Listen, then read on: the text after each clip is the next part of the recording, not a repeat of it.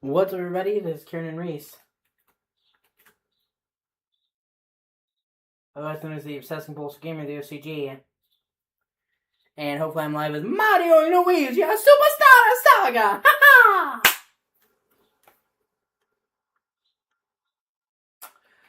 One of my all-time favorite games, and one of the games I played the most as a kid.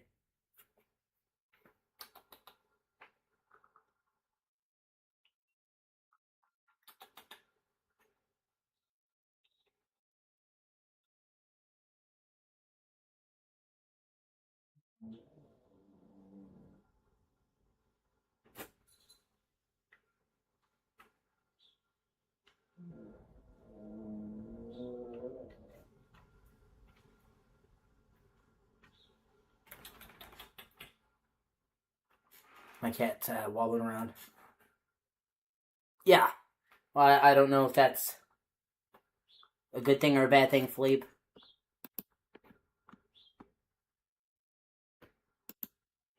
But it's good to see you here.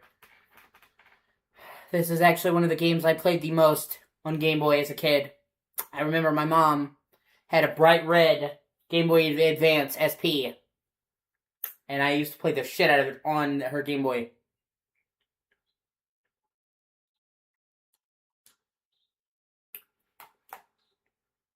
I love this game. Probably one of the games I played the most as a kid.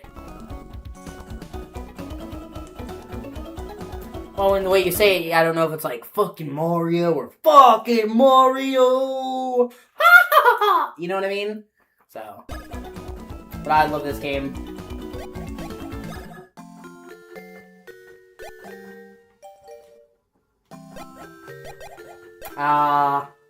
It is one of the very few games that actually uses the rumble feature for GBA.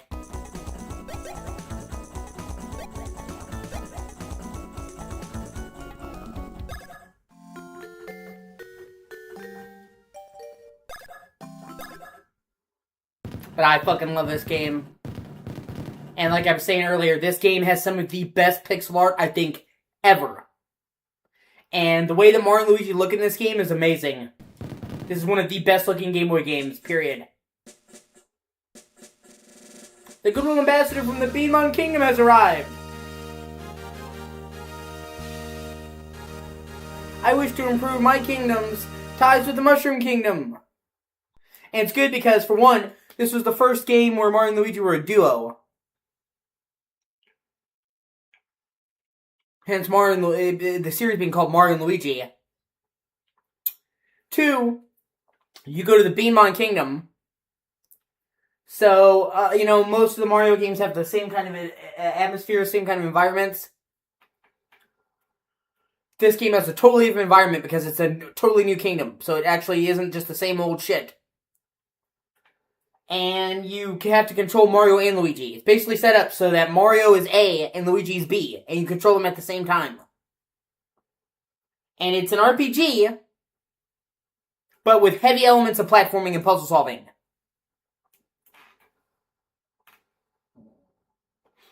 And my cat's doing better.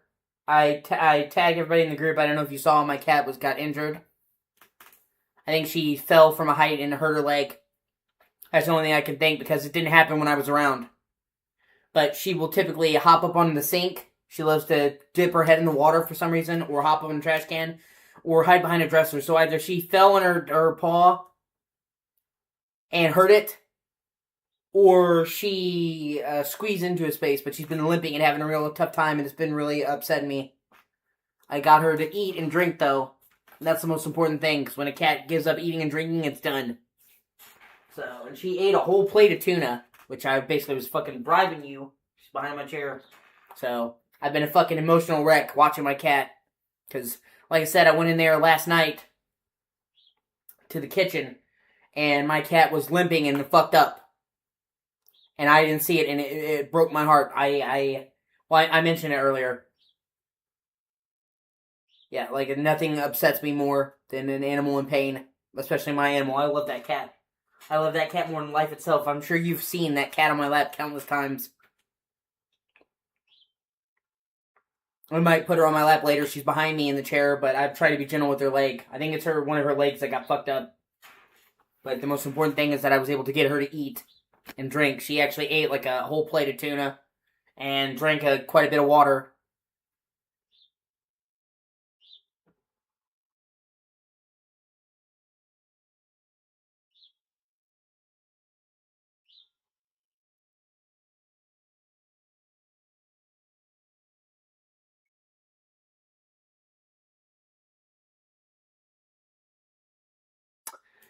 Yeah, I've had her. I've had her for 9 years. She was already like 4 when I got her, so she will be 13 this year. So she's getting up there in years, and I think she just jumped up from somewhere too high. She forgot her age and landed. You know what I mean? Because she wasn't attacked. Uh, she never leaves the house. She's an inside cat. So if I'm not attacking her, which of course I'm not, my family's gonna attack her. No other cats or animals could get to her because she doesn't go outside. Then the only thing I think of is she'll jump up on the sink, like about the same height as me, and then jump down. All it takes is for her to forget her age and land the wrong way. That's the only thing I can think of that she would get hurt. I scratched my brain like, what could do this to her? But yeah, this is the first animal I've ever had. I grew up around animals, but they were always my mom's. My mom's cat. Like, I would pet it, but it was my mom's cat. My mom got a couple dogs, but it was my mom's dog. Echo is the first animal that I've ever owned. That was mine. And we found each other. Like I said, my girlfriend was like, oh, trust me, she probably won't want to be around you when you first see her, so don't be surprised if she hides. Like, telling me that the cat wasn't affectionate. And then literally, I shit you not, in the first minute of me meeting this cat, she's on her belly, rolled over, and I'm petting her, and she's purring. So either she just didn't know her cat, which could be, because like I said, she didn't care, or we just had a connection. I mean, it was like instantly, as soon as we met this cat, we had chemistry. And then when she came to my house, she was chilling with me. You know what I mean? Even though I brought her over because her girlfriend, she would come to me, so I guess they say sometimes you just meet an animal and it's meant to be. I met Echo and it was meant to be. And I've loved her every day since. I have a couple scars from her clawing me. I don't think you can see it. But, like, she accidentally scratched me, like, right there on my arm. I'll take a picture of it later. But it's a scratch, like, yay down on my arm. She didn't mean to do it, but yeah. And you can see, anytime I'm streaming normally, she hops up on my lap.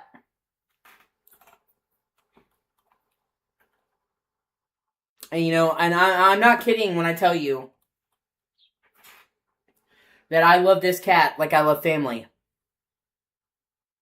If somebody hurt that cat, I would fucking kill them. That's not a joke, by the way. I would put them in the ground. So, you know, like, I know everybody loves animals, but I don't think a lot of people love animals like they do people. I legitimately love that cat as much as I love my mother and my father. That cat is like my family. I bring a gift from Queen Bean.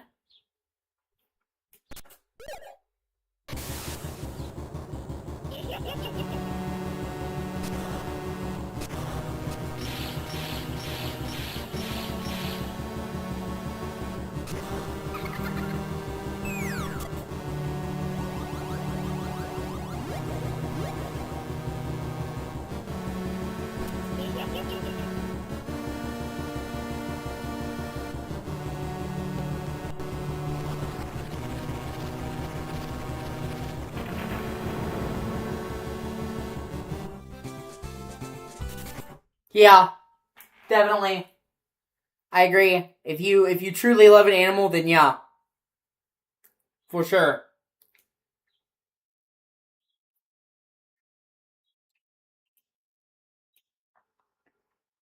Like I said, I'm desperate that this cat's gonna be okay. If something happens to her, I couldn't live with myself. Yeah, no, for sure. I get really attached, and I think you have the right attitude, Philippe. I think that you have.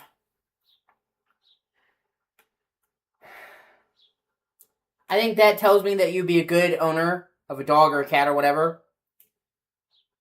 Because way too many people don't understand the responsibility of having an animal. They treat it casually.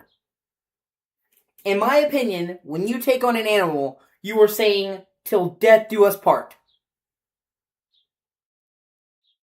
I've seen so many kids, so many people get an animal from a shelter or whatever, and then take that animal back. No. Okay? Me and Echo are together to the end. Now, I hope that her leg will recover. I've got her eating, I've got her drinking, so I hope that if I just nurse her to health, her leg will get better. But regardless of what happens, I will be there with that cat until the very end. Till her dying day. I would never leave that cat behind. Never. Even if I went on the street, I would have that cat on the street with me. So, when I took Echo on, it was a lifelong promise to love her and take care of her. And too many people, when they go to get pets, treat it like a willy-nilly thing. Like, oh, if I don't like it, I can just return it. Like it's like a shoe. Like it's a used game at GameStop. Oh, I've got a 30-day warranty. No. Once you accept that cat, and I'm not saying there's not exceptions. Sometimes you find out a dog is violent. Like, I've seen people have to get rid of pit bulls because it was, like, violent around their kid. That's another thing. You can't prepare for that. You have to protect your kid.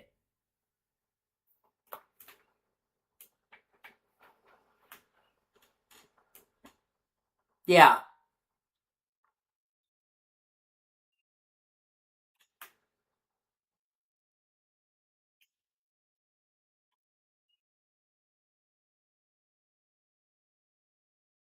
Yeah.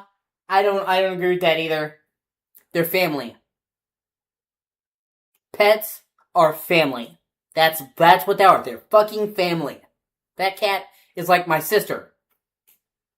She's like my little fucking gray furry sister. I would die for that cat. She's not a tool. She's not a toy. She's not something to fuck with. She is family to me. And the fact, I think that you know that you would get attached to the animal, and you know you would get quite attached, is a good thing, because it means that whatever you adopt the animal, you will understand the weight of it. Yeah, see, no, I can't do that, dude. I only have one cat. Yeah. I only have one cat, and I probably would never get another cat, honestly.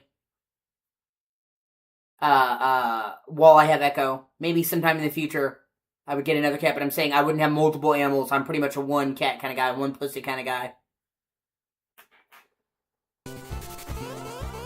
See, that's fucked up. But I know what you're talking about. Emergency situation!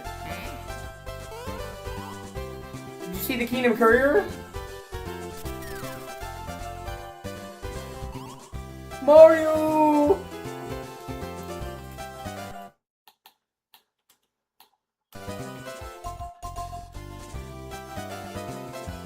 And this is the only part of the game where you get to see their house. And it's kind of weird. Because, like, here's their bedroom. Where they clearly sleep together and they have their own colored beds. Picture of Princess Peach.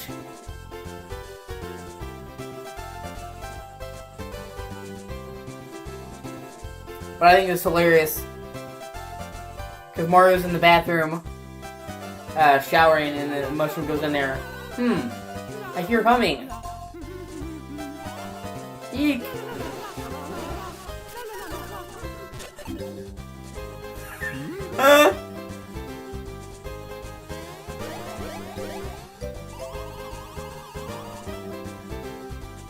And they heavily imply that he saw Mario's mushroom.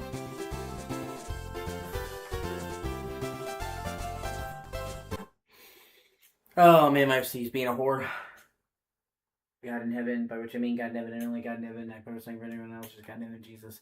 Please listen to my words and intentions right now, do before rivers. 1. Please forgive me for doing my sins and deals over this drink. Please do sins and deals over this drink, getting parts I consider to event. 2. Please be sure if I source or no. And 3. Please let it be okay. 4. Please don't get okay. But yeah, this game has a funny sense of humor. Like I said, And then Mario bounces on his head. So it's like, what, you come? You see me when I'm in the bathroom? You fucking creep! I kill you! Okay, now I'm doing fucking Ahmed, I'm sorry, I break your face! It's a me, Mario! Get the fuck out of my bathroom! Ha ha! You see my toadstool!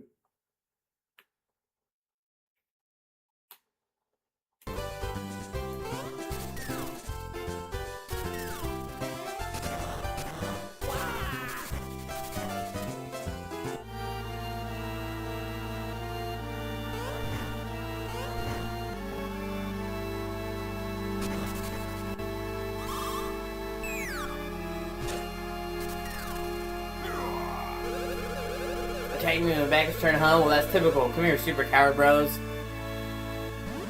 Let's go! But I actually love the way the sprites look in this game. I actually think these are some of, like I said, these are some of the finest 2D sprites I've ever seen.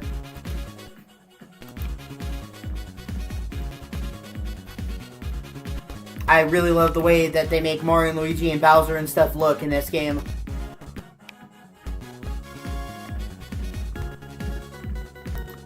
And of course,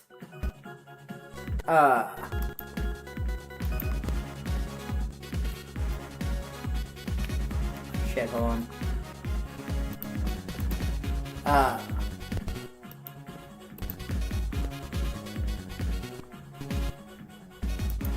Of course, that's all. Yeah, it was. They did, yeah. I agree. Especially the SP. Like, which I actually have a Game Boy Advance SP. It's in the floor over there. But I honestly do think this is some of the. I think, obviously, it's highly subjective. But I think for sure this is. Yeah, exactly. I think for sure this is one of the best looking Game Boy games for me. Game Boy Advance games. Obviously, that's subjective. Your mileage may vary, but I don't think I would be wrong in saying that I think this is one of the best looking Game Boy games. And I just really, like I said, and I would take it a step further, and like I said, I think this is one of the best looking examples of pixel art I've ever seen. But there's 5 of these games. Well, no, I'm sorry, there's 6 now that are really good. Mario and Luigi, Superstar Saga, Partners in Time was an early launch game for the DS. Bowser's Inside Story. Dream Team was an early 3DS launch title. And then, Paper Jam, which is awesome. And I hope to play that one of these days. It was for 3DS. And Paper Mario and Mario and Luigi met. So it was like the world of Mario and Luigi and the world of Paper Mario met in the same game. Super fucking cool. And it was like a crossover between Paper Mario and regular Mario. And each of the games has a different mechanic that's unique to that game and only that game. Superstar Saga is obviously the first. Well, yeah, that most Game Boy games were, I think, about $40. Each game had a unique twist. Superstar Saga was obviously the beginning, but then Partners in Time, you go back in time and you have Mario and Luigi and Baby Mario and Luigi. And you would play all 4 characters. So you could have adult Mario and Luigi on the top screen and adult or Baby Mario and Luigi on the bottom screen. And it was like, I think it was a launched game for DS or an early launch title. And then Bowser's Inside Story, you actually go inside Bowser. Like, literally, he's cursed. And he swallows a shit ton of the Mushroom Kingdom. And so you actually have to team up with Bowser and go inside Bowser. So you're, like, in his anatomy. And then you'll play Mario and Luigi inside Bowser and then swap to Bowser. It's fucking hilarious. And then Dream Team was, you actually have to go into Luigi's dreams. And then finally Paper Jam, like I said, it was the cross between regular Mario and Paper Mario. So, and then they just did a 6th one for Switch, which I need to get. sometime soon. It's called Mario and Luigi Brothership. And it's them sailing the ocean. It looks really good. Yeah. Bowser's Inside Story is most people's favorite game in the series. I'm not sure which mine is, but Bowser's Inside Story is most people's favorite. They just love the gimmick. Then they remade Superstar Saga for 3DS. It was one of the last 3DS games that came out by Nintendo, actually. And if you ever get a chance to play it, it's good. It has everything that this game has, but a graphical overhaul. It looks even better. Obviously, you think you're literally going from Game Boy to 3DS. But it still maintains the aesthetic. And then, having the benefit of a bottom screen. So it's like a total graphical remake plus expanded with new content. But I can't emulate 3DS. I've actually had it on 3DS and have played it. Wait, hold on a second. I want to see something really quick. Okay, yeah, I still have my 3DS charger. I wish I could emulate 3DS, or at the very least find a way to capture my 3DS. Maybe I'll do it ghetto one of these days and get a tripod, because from what I've seen, the only way to natively capture 3DS games is to have a special chip, and it would cost $200-$300. I can't really do that. People used to mod their 3DSs, and you have to send it to somebody and do it. I don't trust somebody enough with my fucking system. So, maybe if I just do it ghetto and get a tripod. Some people do that, you know what I mean? Like, your tripod, set it down, and then aim the system in front of them. Because I don't have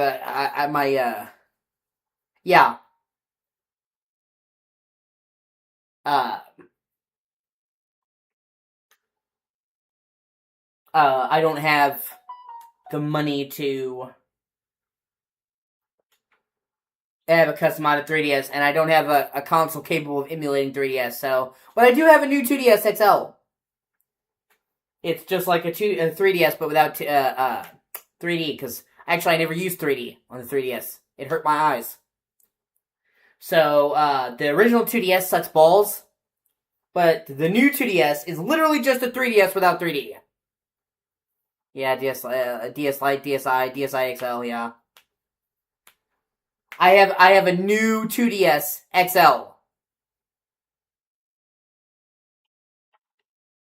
And like I said, it's literally just like that. And it actually there's reasons why I chose it, besides just the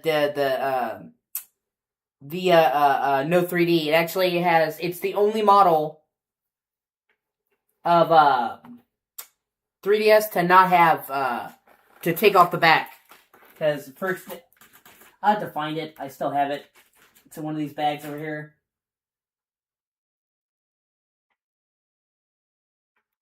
I'll show you later. But basically, for extended memory, you would use an SD card. And every other 3DS model, you'd have to take the fucking back off of it to put an SD card in. It's fucking stupid. The new 2DS XL is the only model. Yeah, it was, yeah. The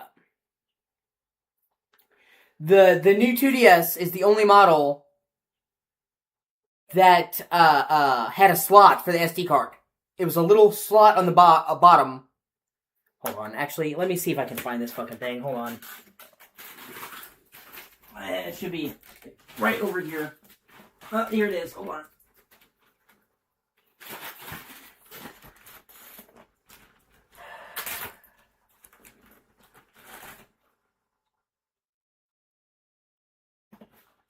See, it's a new 2DS XL. And the original 2DS was fucking awful. It was like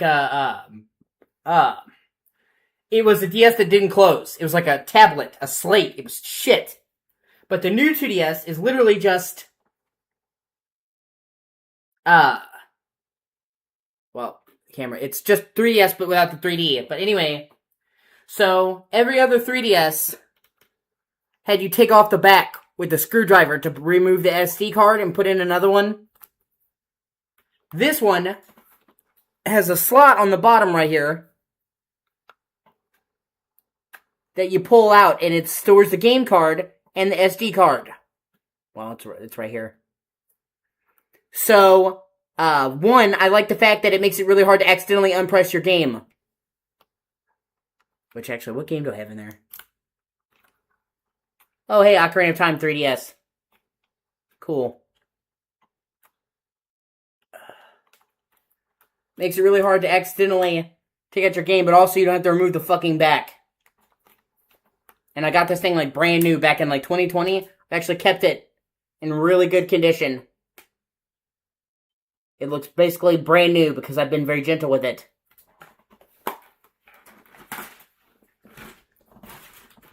And I never played with...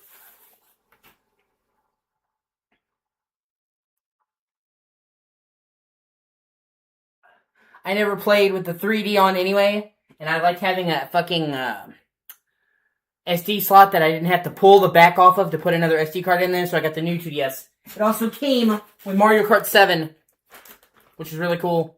So, it was one of the only 2DS... the new 2DS XL was one of the only game models that came with the game packed in on all of them. Any new 2DS came with a Mario Kart 7. I'll be right back. Whereas with 3DS, it's just deciding when and where. Like, it might have a bundle, it might not.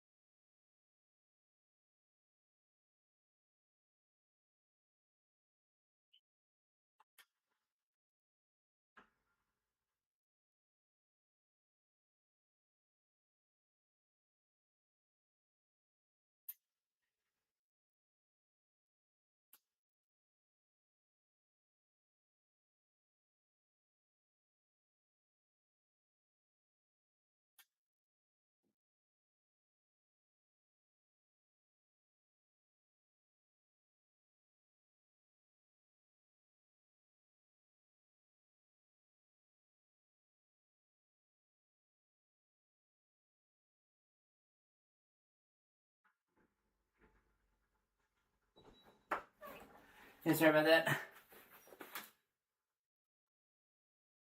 Jesus.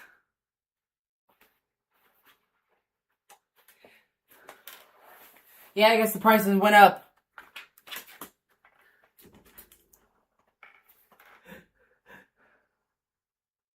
That's crazy.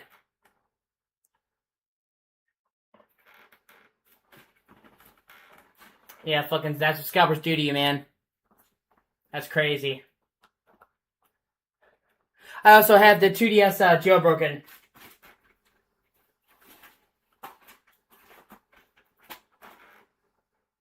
It has custom firmware.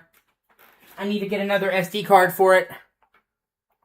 If I get an SD card for it, I can,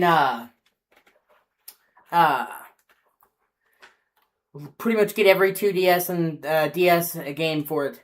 Well, 3DS. Because it's jailbroken.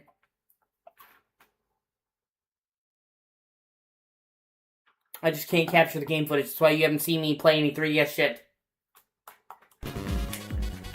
Alright. And I also really like this game because, I went on a TED Talk, but yeah, I was just reminiscing. Allows me to run custom firmware. Has an HBrew game store that allows me to download all games, all DS games, all 3DS games. I had to do that because they shut down the 3DS store. It's totally inactive now. You can no longer use any games. So, I basically have access to every 3DS game ever and every DS game ever.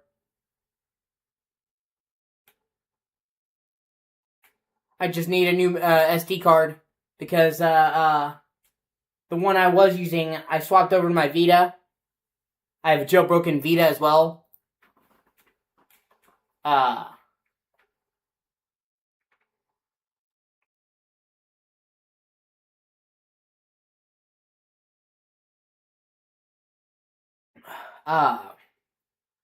So the SD card that I currently have in my 3DS is like 4 gigs. It's not very much. I mean, I could probably do most DS games. But I need to, before I could really use it, I need to get a competently sized SD card. I don't even really need it to be real big, just like 60 gigs or something like that. But yeah. But, one thing I really love about this game is that it actually is a mixture of turn-based and real-time. You actually have to defend and attack in real time, so it's like, when you go to jump, you can do more damage by jumping and hitting the A button.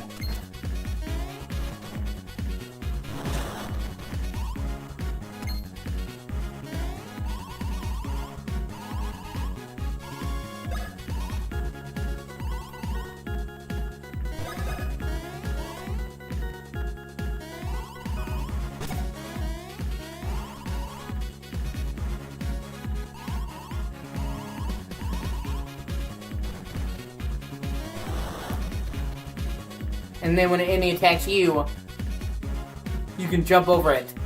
So even though it's turn-based, it has a real-time element that I really like.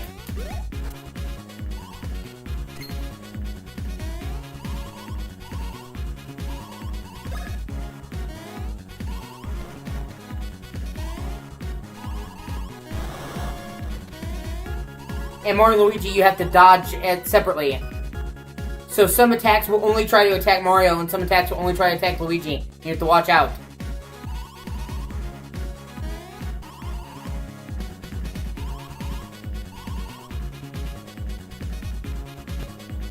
Yeah. I would only recommend getting the fat PS Vita, by the way.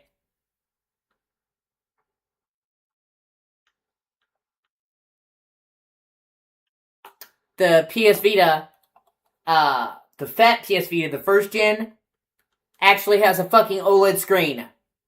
And now it's like considered a big deal when they made the Switch OLED.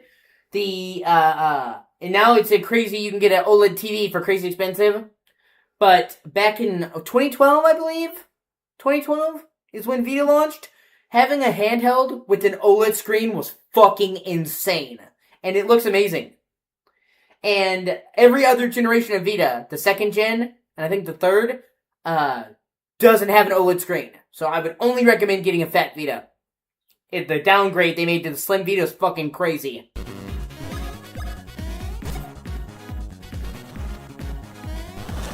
Shit.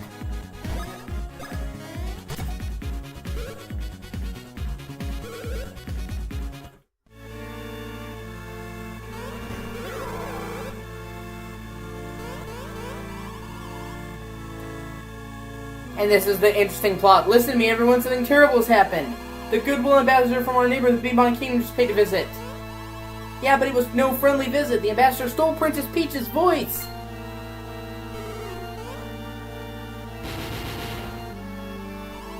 And replaced it with this explosive vocabulary, so every time she tries to talk, it drops bombs.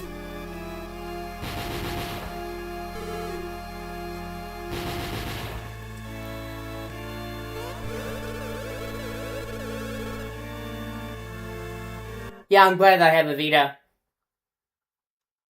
Vitas are great, dude. I honestly would say, oh man, Vita came out 15 years ago. Dude, you make me feel so fucking old. I honestly would say, Vita is probably my favorite handheld of all time. Because the Vita's library was okay, but it had all of the PSP's library. So it had every game that PSP had, which PSP has one of the best libraries of any handheld ever.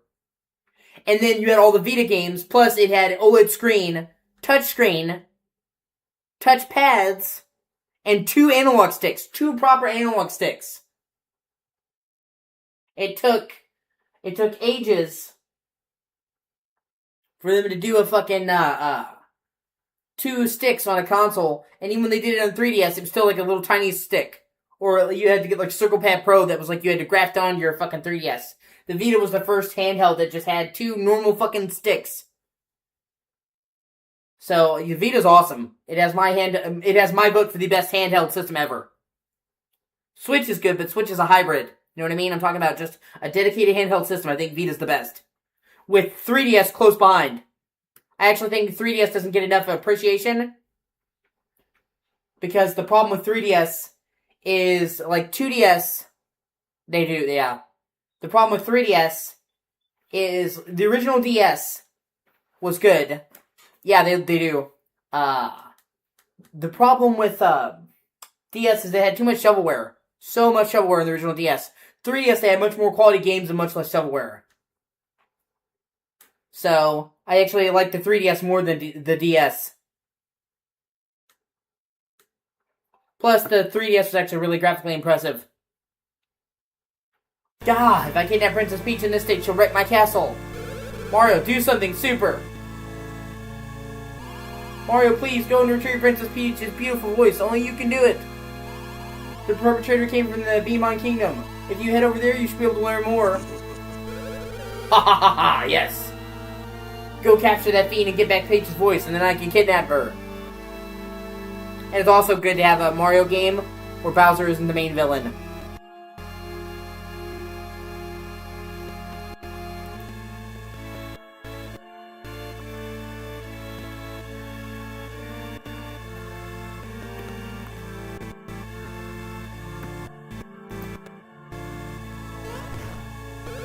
We'll take my Koopa Cruiser and reach the Beanbon Kingdom in no time. Mario, we leave immediately. It's like, oh shit!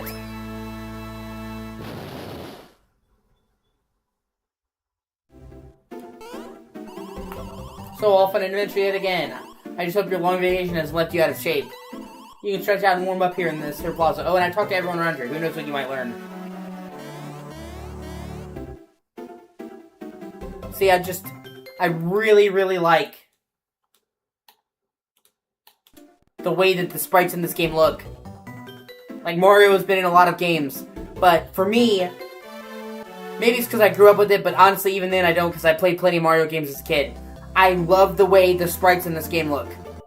I think this is the best 2D Mario has ever looked. Like, there's something iconic about his look in this game, the sprites.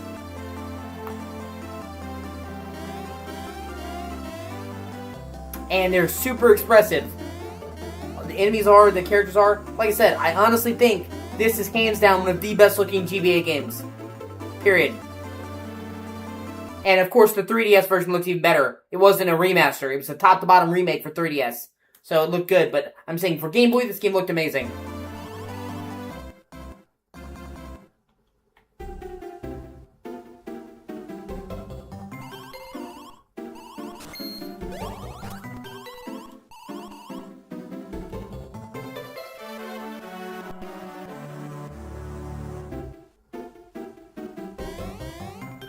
And see, so it's like an RPG, but it retains the platform that Mario's known for.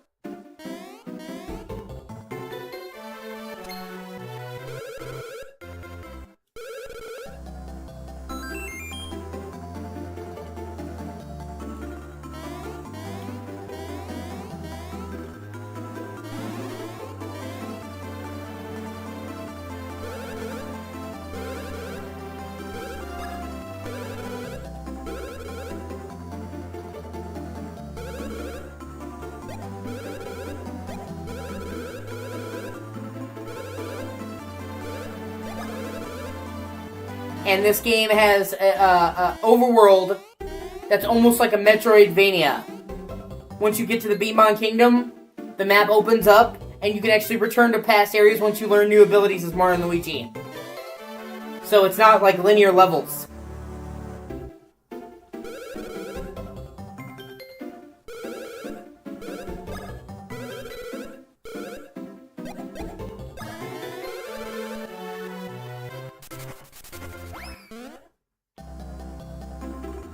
Yes. Unfortunately, Xbox... It's weird how it works, but Xbox One can't. I thought, hey, if Xbox One can emulate PS1 games, no problem, because it can, then 64 must be a stretch. Nope, it turns out it's actually a lot harder to emulate 64. So, I can emulate PS1 games on Xbox One, and I can usually do them at like 1080p, no problem. But I can't emulate 64 games at all. It's fucking weird. But you can. Although, actually, thankfully, my mom has the Switch Online Pass. She bought a year of it for Animal Crossing. So I actually can play some 64 games on Switch. Obviously, I'd rather emulate them and not deal with the headache. But if I could choose between not playing them at all or doing that, I'll do that. Like Paper Mario... Star Fox 64, those games, Ocarina of Time. I might actually play Ocarina of Time soon. I mean, I played it a bunch. I grew up playing Ocarina of Time. One of my earliest memories is my mom playing Ocarina of Time on the 64. I was like 2. But I'm saying, the current rumor is, I talked about it yesterday, that they're going to remake Ocarina of Time for Switch 2. That kind of makes me want to replay the original game.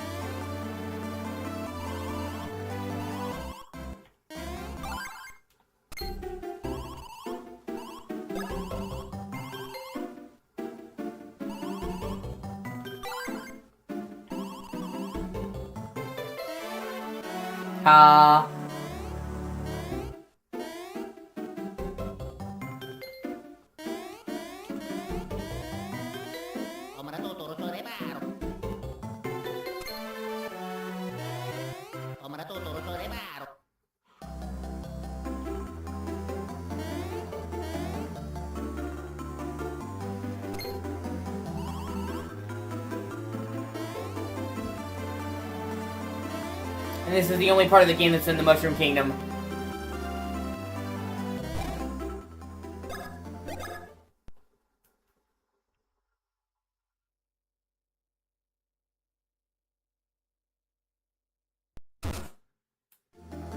And I even love how they do the saving, man. Like I said, I love the fact that they do it like a passport. You're writing on the passport.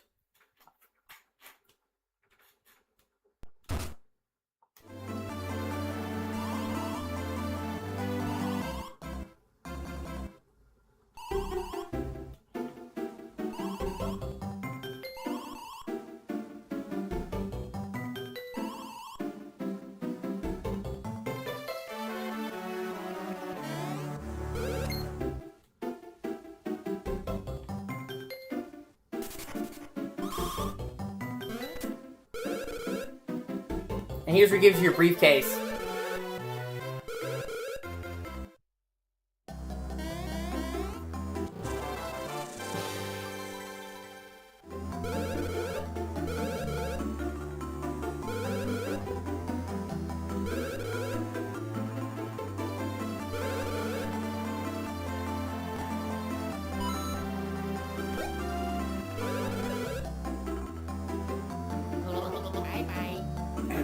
No, bye-bye.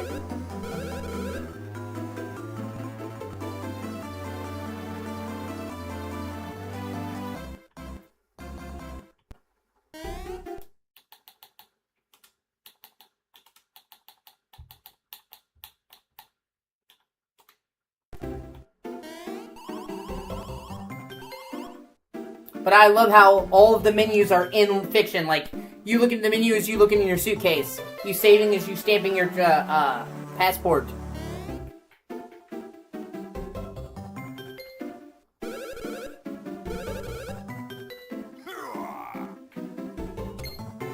Well, actually, hold on. Let me check the achievements for this. The retro achievements.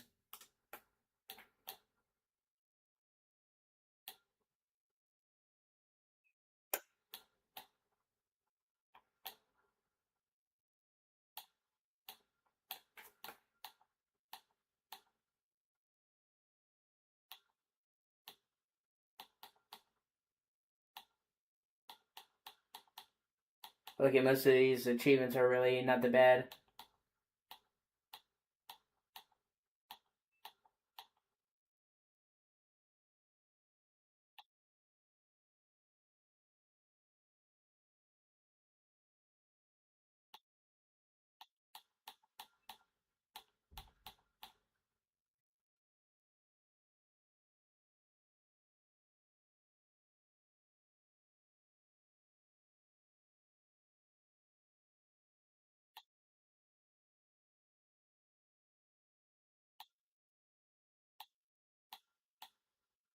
They also have a really cool crossover with Luigi's Mansion. At a certain point in this game, you actually meet Professor Gad, and he helps you come up with gadgets to help you. And he's the guy that created the fucking flood in the vacuum in Luigi's Mansion.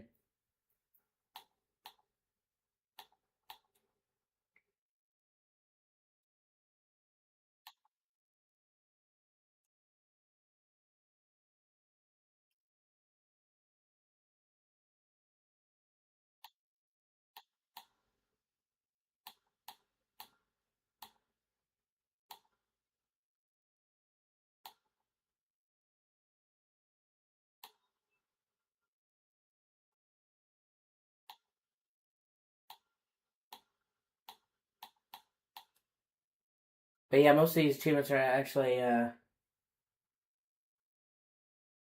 bad at all.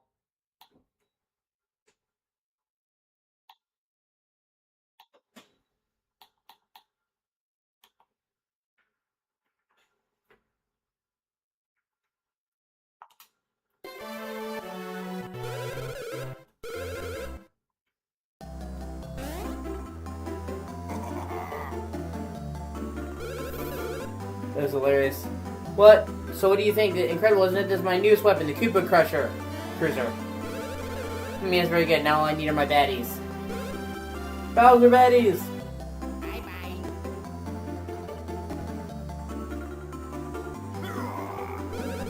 God, where are they? What in green blazes? Hey you, are you signing up to join my crew of Bowser baddies? It's hilarious. I see you wanted me to bring you that badly, huh?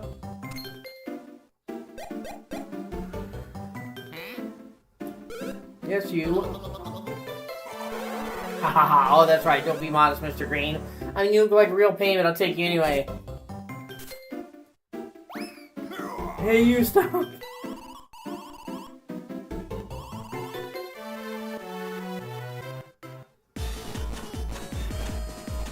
And that you get an achievement because in that mini game you talk to the guy and he's like, "Do you know which way the assembly is?" And most people would tell him to go the wrong way because they're like, "Oh, he's a minion of Bowser, fuck him." But if you teach him early, when you get on the ship, he's like, "Hey, thanks for helping me," and he gives you a free item because he was the only one that wasn't late.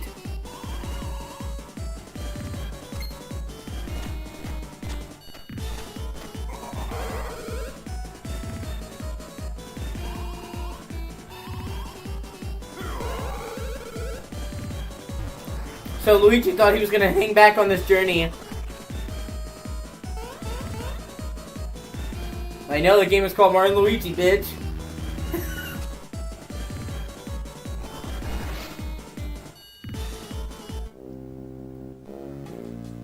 The skies above Mushroom Kingdom. Hey, you down there in the ship's belly, Mario, and what's your name? Green guy. Or Luigi.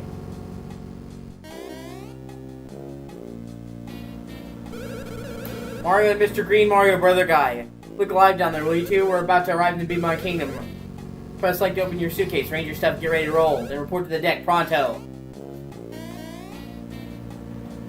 See, you control each character independently.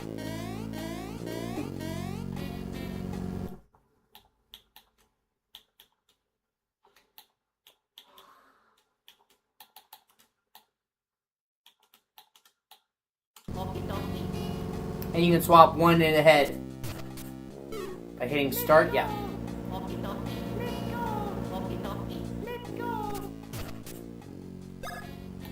You have items, you have badges you can equip. Like I said, I love this game. See, he moves away the old stuff. Cooper Cruiser, hold, 1. I love it when games actually have a good save menu. There's like a shitty trend now where most games just use the default Sony save file for PS5, and I fucking hate it.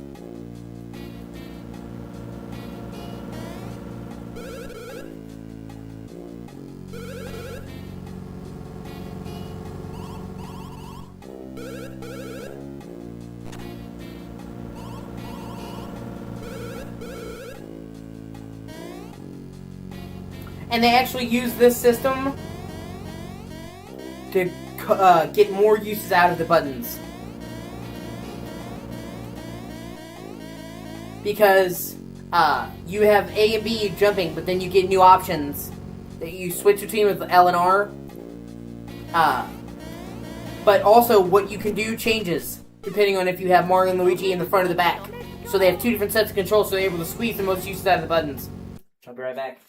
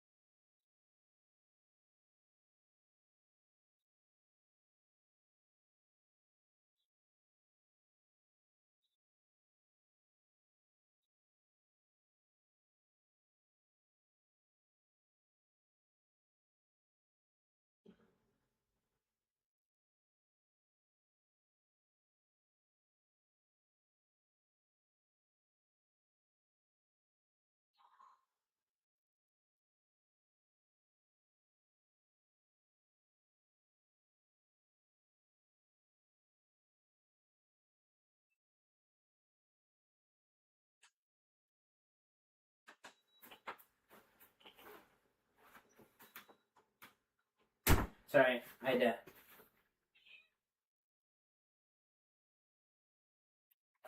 talk to my parents. They tried to, like, raise the rent on us for out of nowhere, out of the blue, like, add an extra like $200. And we couldn't have them doing that. So I needed to ask my parents what happened with that. And thankfully my mom got them to take it off because they already raised the rent by like $100 not too long ago. So, kind of fucked us. But we couldn't do an extra $200, so I was worried about that. My parents just woke up. My parents are on a normal schedule, of course. I'm not. Not for lack of trying, by the way. I have severe anxiety. And that gives me anxiety, that gives me insomnia, and makes it hard to sleep. So, I've tried to be on a fixed schedule my entire life. It just never works. I mean, hopefully one of these days I can get on a fixed schedule. But honestly, I've never been on a fixed schedule, but even then, I'm mostly up at night. I really am a night owl. For sure.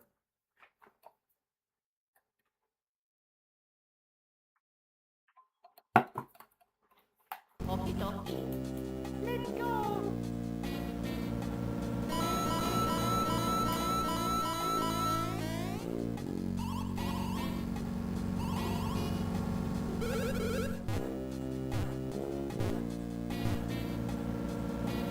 See, this kind of a tutorial for how they work together.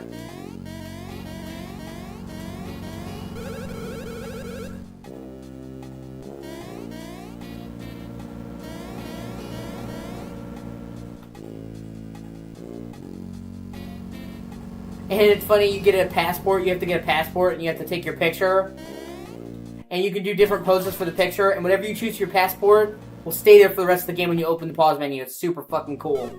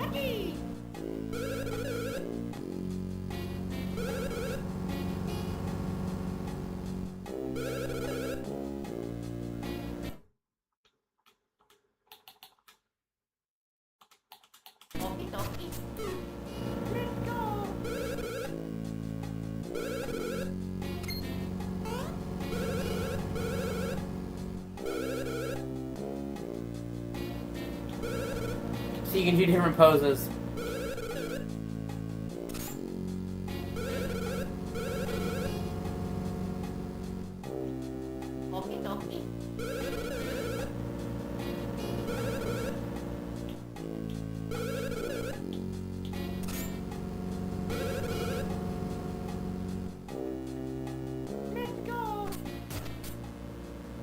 Oh no, I didn't hold the fucking pose.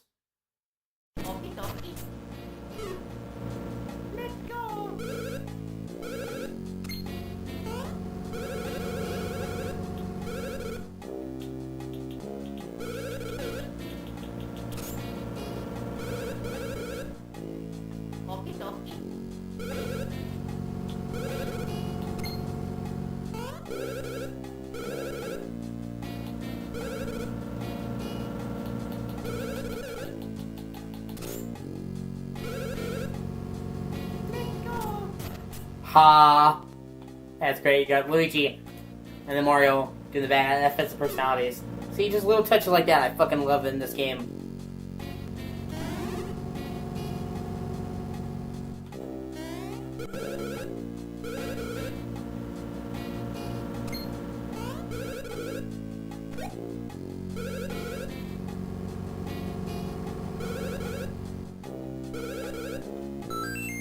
See, if you help him, he gives you one-up mushroom. And he says it's nice to be nice.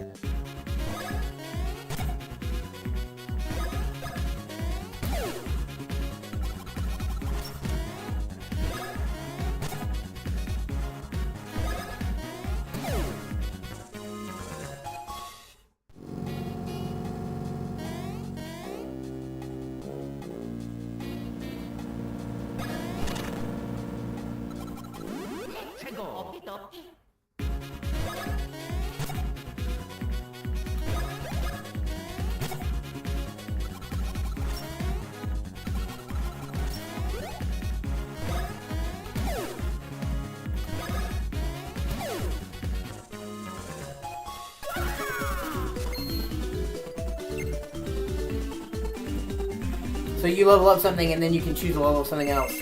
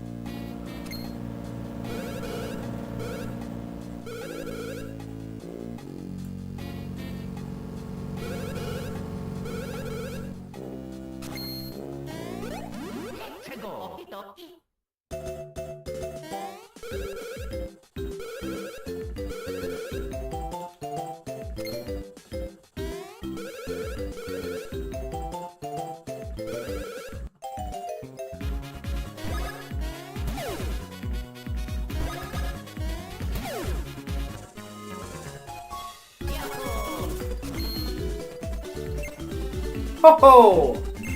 Oh baby the babidi! Che cosa?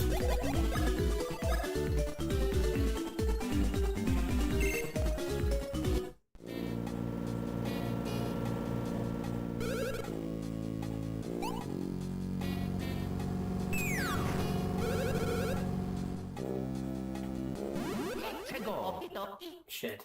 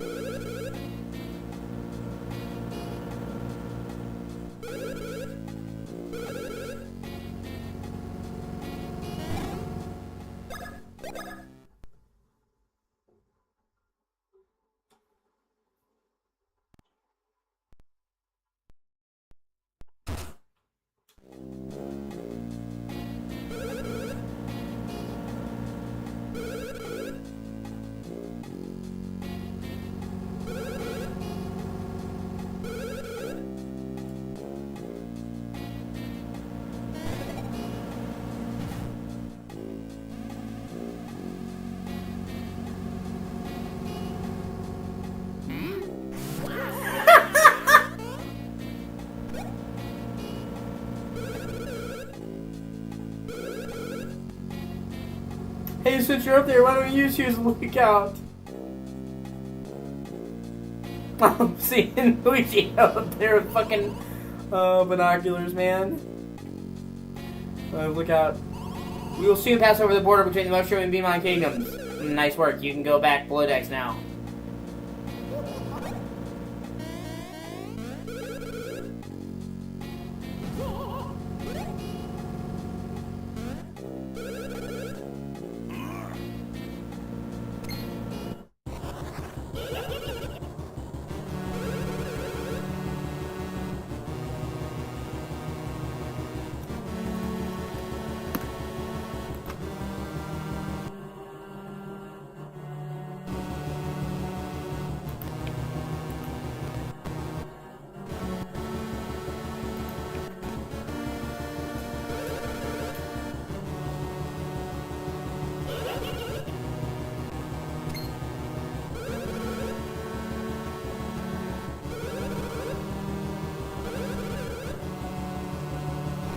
Her minion is fucking hilarious. Awful.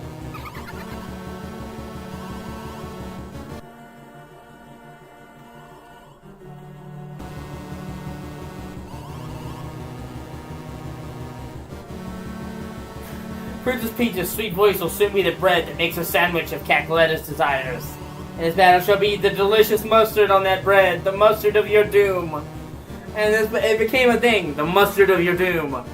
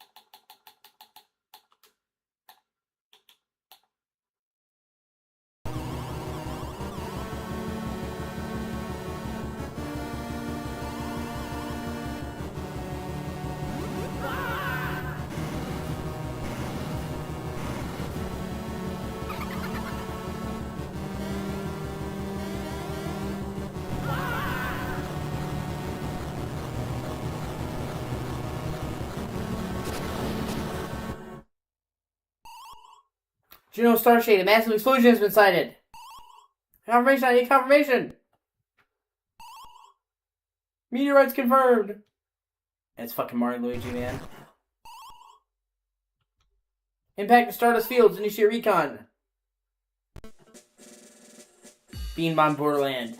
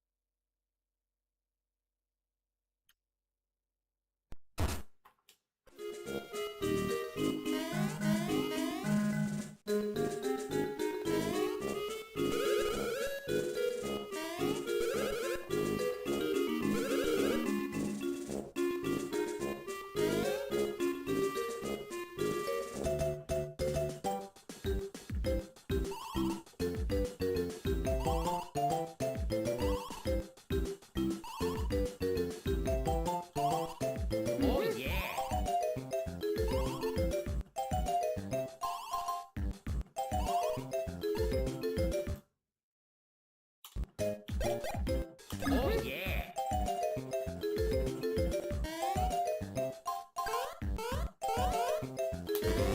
Shit. God. Oh yeah.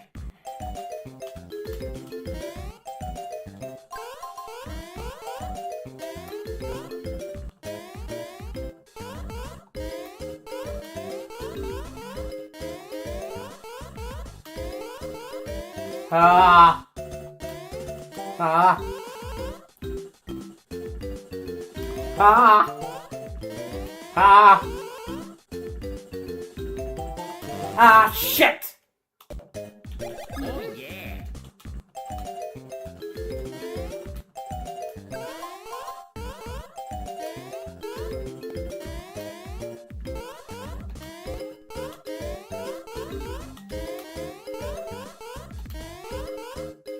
Fuck.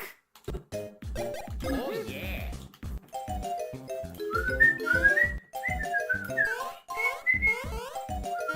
Ah, eat a dick. Oh yeah.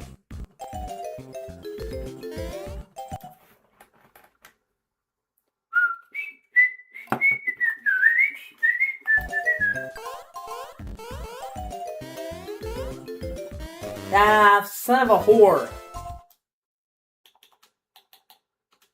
Okie dokie. Oh yeah.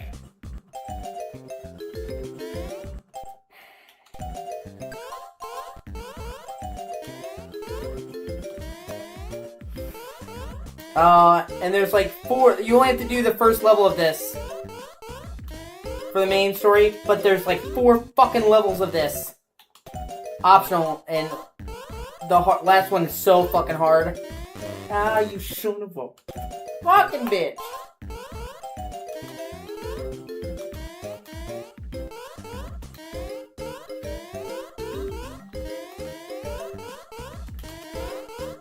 Ah.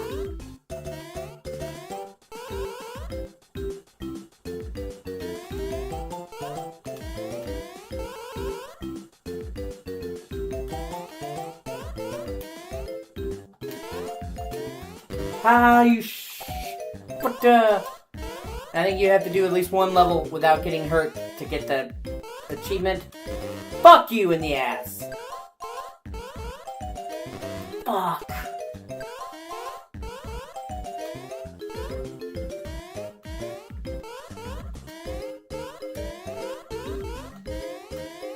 And the 4th level is so fucking hard.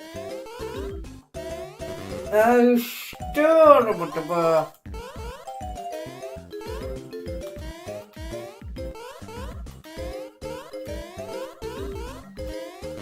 Ah, fuck you. Punk ass bitch. Ah, fucking.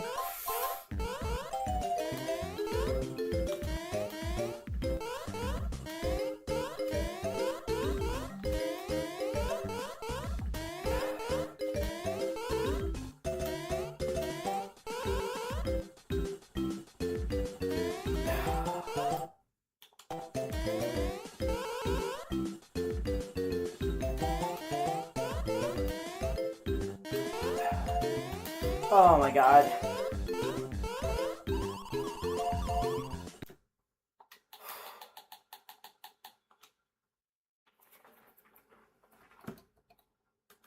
And thankfully that achievement doesn't have you doing the highest level, you can just do the starter level, because it gets so much worse.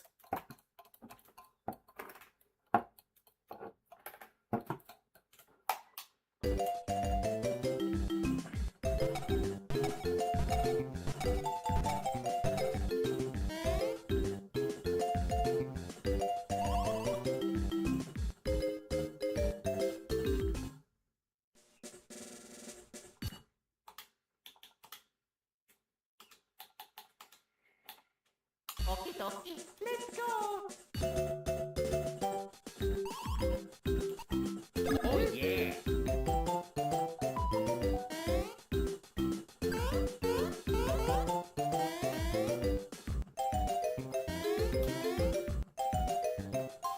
And they fucking fake you out, man. That's so mean.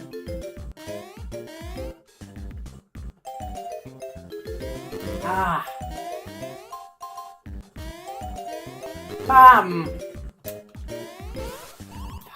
Okie dokie, let's go. Oh yeah.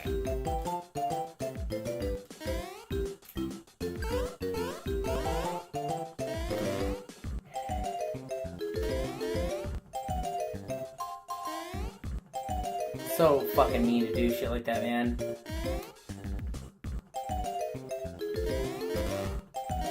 Ah!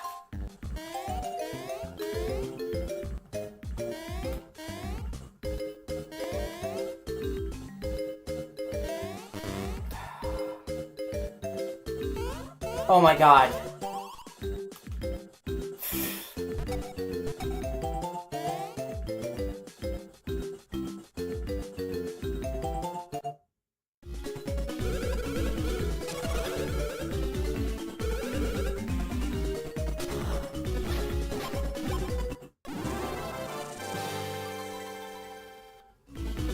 Oh hey Dustin, good to see you, man. Just playing one of my all-time favorite games.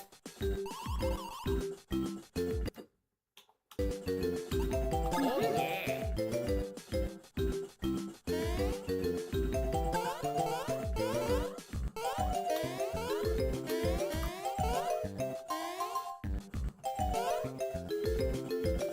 Ah, you bastard. Ah, fuck.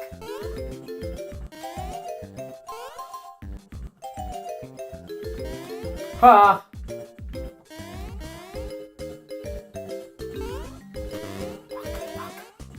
Ah! Oh yeah.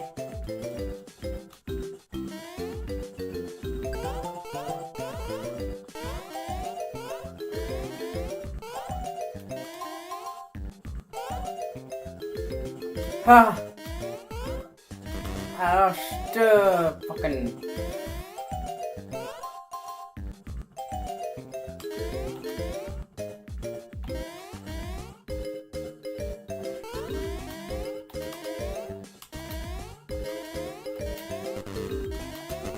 Fuck!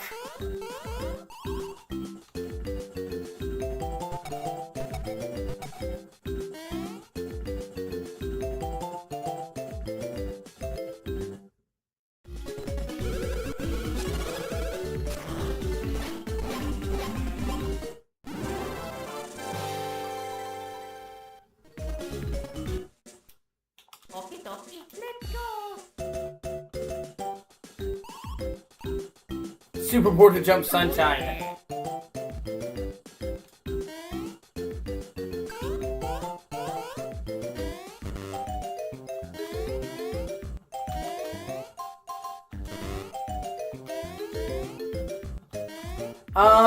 I think she is okay.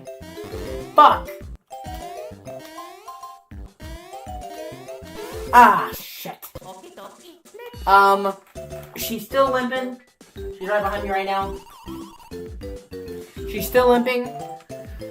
But I think I've narrowed it down. I think she hurt her back left leg. Because she's walking and she can walk. But she is holding her back leg up. So that's what I think happened. I couldn't figure out where she hurt herself specifically. And I was worried because she hadn't eaten. But I got her to eat a big plate of tuna. Which was me bribing her. Because I tried giving her regular food and she didn't want to eat it. And then I gave her a big plate of tuna. Canned tuna. And some water. And she drank quite a bit of water and she ate all the tuna. So that to me is a good thing. Because she hadn't eaten.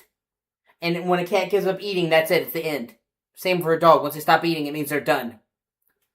So I got her to eat. And I think it's just her left leg. And I'm hoping it's her leg because that's a much easier fix than if it was some of their spine or something. So right now it's going good. She ate plenty. She drank. And I'm thinking she just hurt her leg. And I think if I just look after her, her leg will heal and she'll be okay. That's what I'm hoping. But I'm just happy I got her to eat. Yeah. I think she just hurt her leg. We'll have to see. But I'm a lot more optimistic than I was before when she wasn't eating at all.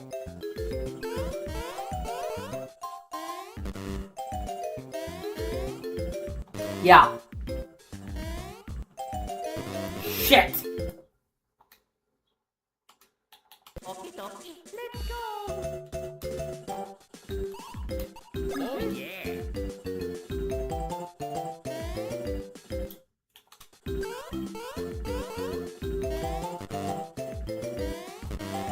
God, this last level gave me so much grief as a kid. This is probably the Game Boy game that I played the most.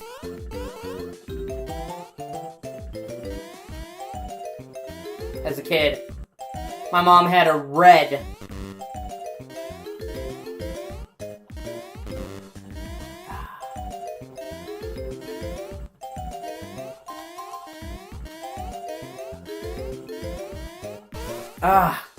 My mom had a red Game Boy Advance SP. And I played this on her Game Boy.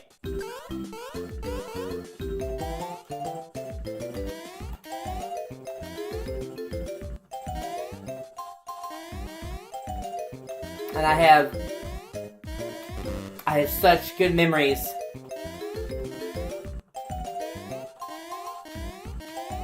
Of playing this. Shit.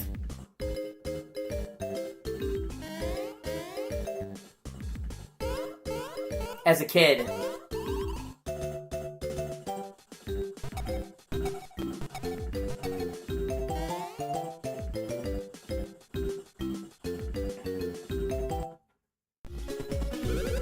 And I still think this game holds up really well. I think this game not only was one of the best looking Game Boy games of all time, but this has some of the best pixel art I think I've ever seen. I fucking love the way Mario and Luigi look in this game.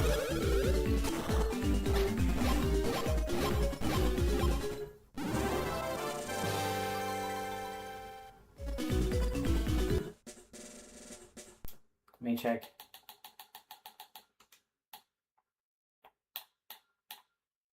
Okie dokie. Oh, that's right, the complete border jump. We have to do all four.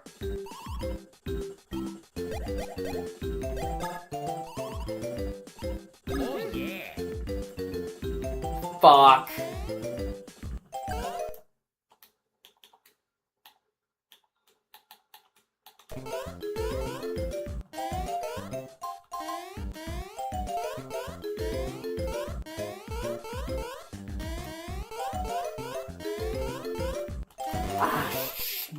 Fuck!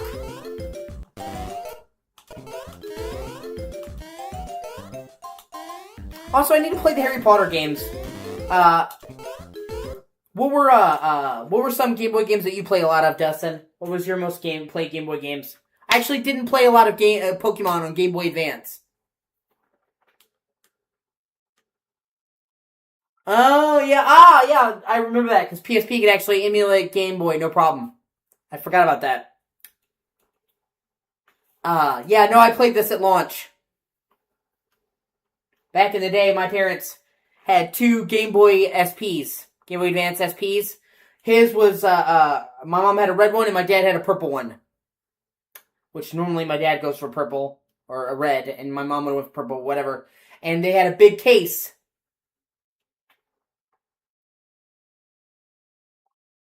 And, a silver case, and it was made for holding Game Boy games. And they had these, I don't know if you ever got them, but they were these steel cases to hold your Game Boy cartridges in. That would close and open, and they were awesome. So my parents would have a case full of those games in the steel cases. Well, I don't know if they're steel, but you know what I mean, they look steel. And so I played the shit out of this back in the day. I was just about to ask you what are some Game Boy games you played a lot of.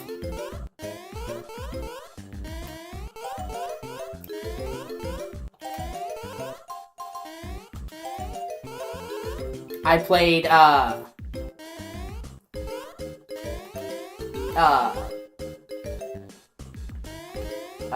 this. I played Sword of Mana.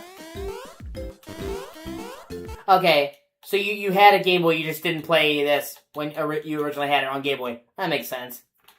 You're not gonna get all games. Hopefully you can agree with me that this is a fucking awesome game. I would say this is one of the best Mario games, in my opinion.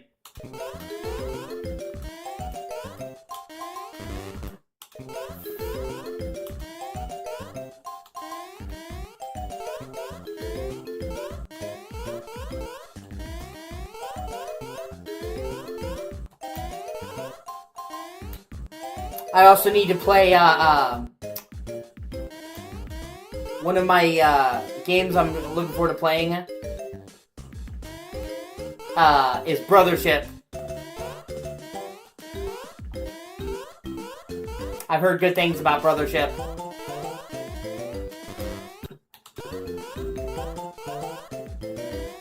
Shit.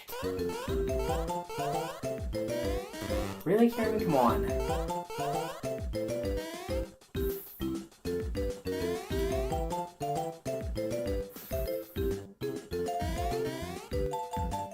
Critics slammed it, but from what I've heard, it's like a classic Mario Luigi game on Switch. I don't really need more than that.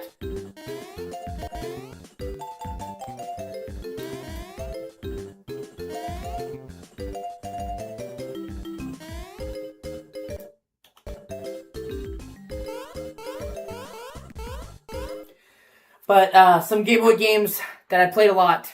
I played this. I played Super Ghouls and Goblins. Super Ghouls and Ghosts, I'm sorry. For Game Boy. I didn't play Genesis back in the day, but they made it for Game Boy. I played it, I never beat it, but I love the game. I played Sword of Mana, which is one of my favorite Game Boy games, and holy shit, I love that game.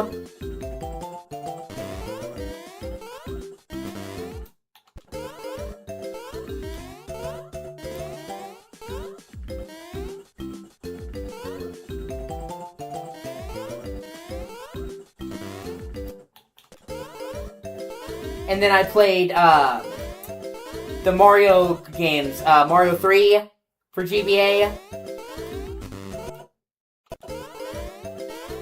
Oh, wow. Yeah, I didn't play any of the Sonic Advance games when they first came out. I didn't play them until many years later at a friend's house. He had a copy of Sonic Advance because he was a Sonic fan. I mean, I'm a Sonic fan, but I'm saying I never played them originally when they came out. By the time I played the Sonic Advance games, they had been out for many years.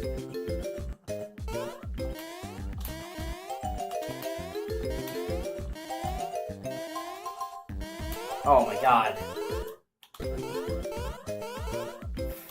Fuck.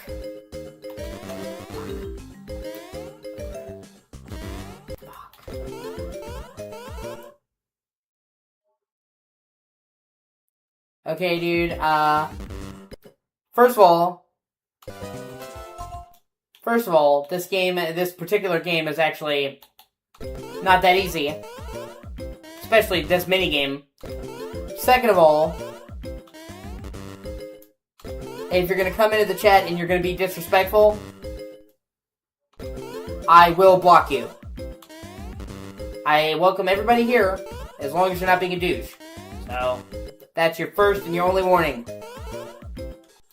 Yep, load up another save state, See, I'm just gonna do it all day. So, like I said, this is your last chance not to be a douche.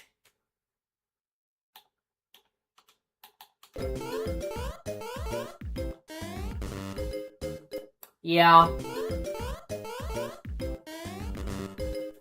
I bet he's, you know...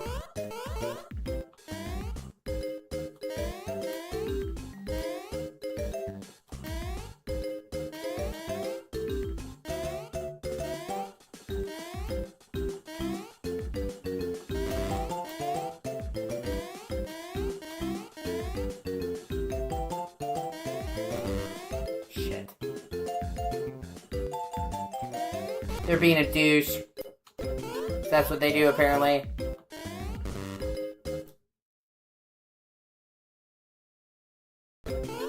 Okay, dude.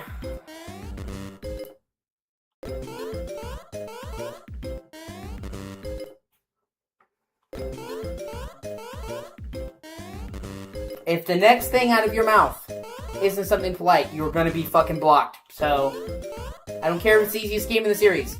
I don't care if you think. I don't care if this is the easiest game of all time. I don't care if you think I fucking suck. If you can't be respectful, then fuck you.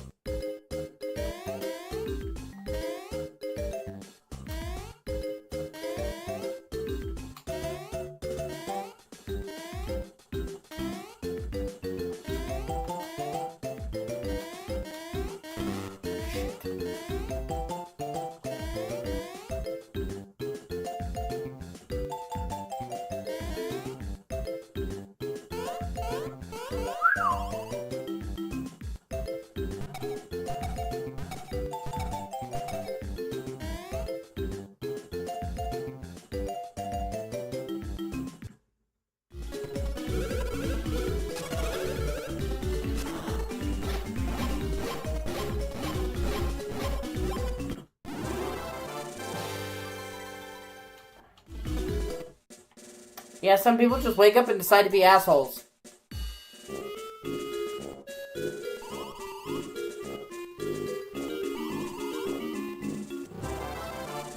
Oh yeah, I got a beam on map. Sweet.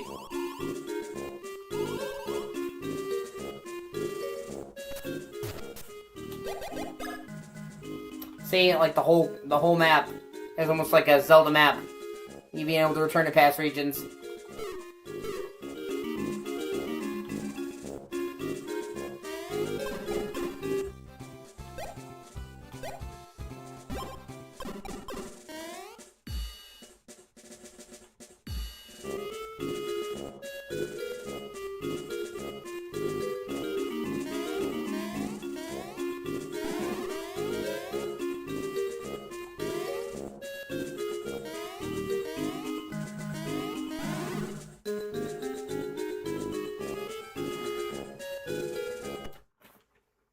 I just wonder why people are like that, honestly.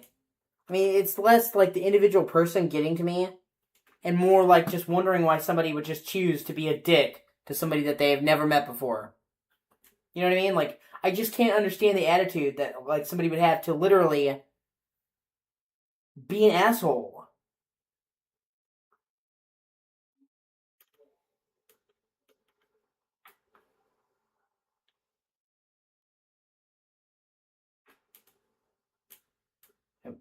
Okay.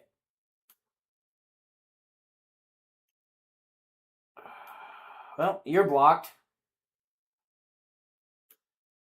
Nothing you say will ever show up again. I warned you. You had to be a dick.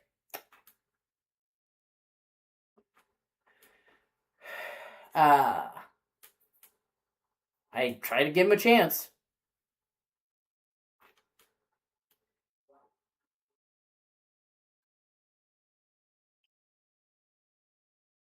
Oh well. Oh, and they tried to say something else. But they, I hit them. Well, you can't say I didn't give them a fair warning. But yeah, like I said, I can't understand the mentality of being a douchebag to somebody you don't even know. That you've never met. Oh well. But yeah, you said, now that you mentioned it, Dustin, you said you did own the Zelda remaster that come from SNES. So did I. In fact, when I first played A Link to the Past, it was on the Game Boy.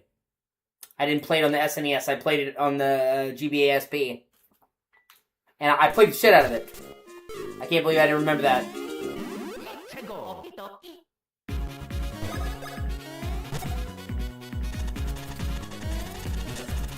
Shit.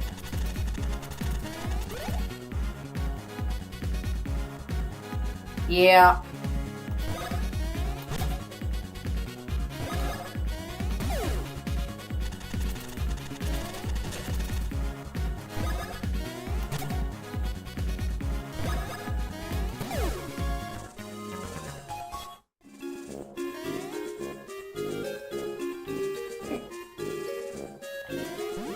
Let's go.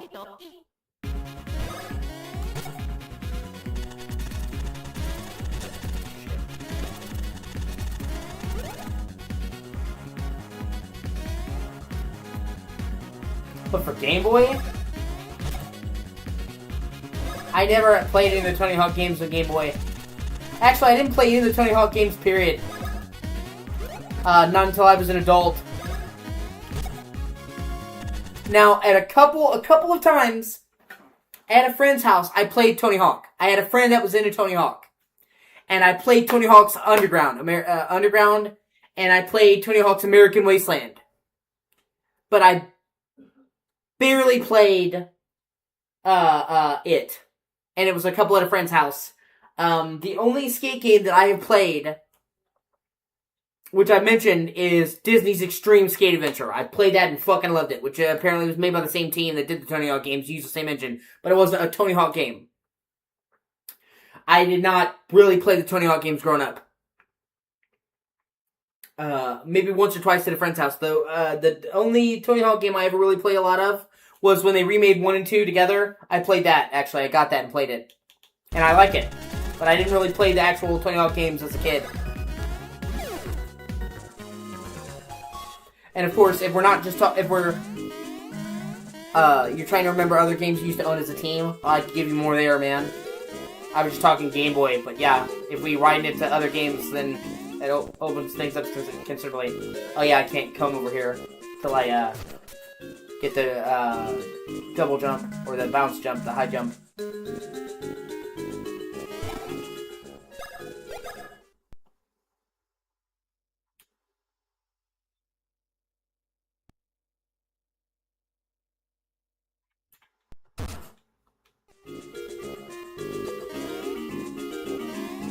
Oh yeah, this fucker.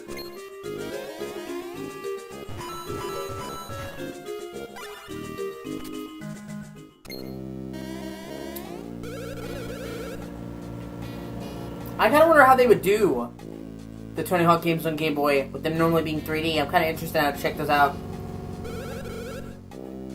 No, look, keep your diet jokes to yourself. That's not funny. Just get me out of here. Yeah, this fucking thing.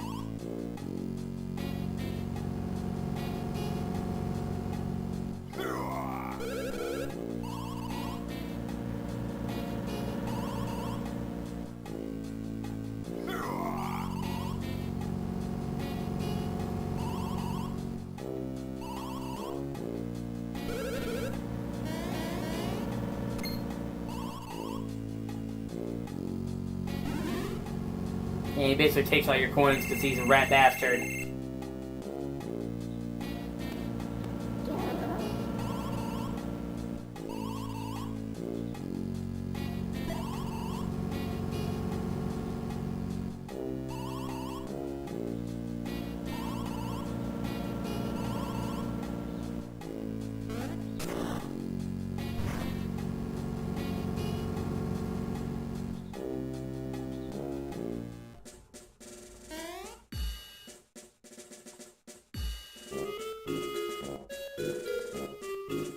And that's one of the things I actually like the most about this game.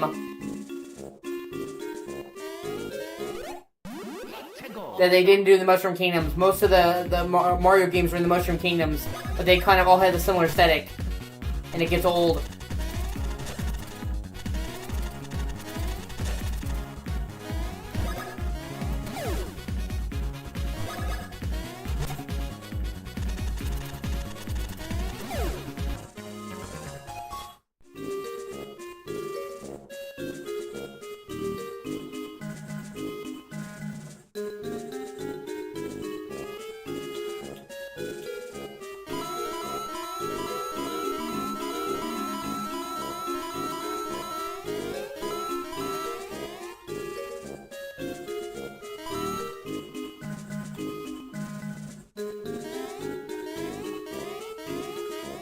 I have beaten it, actually.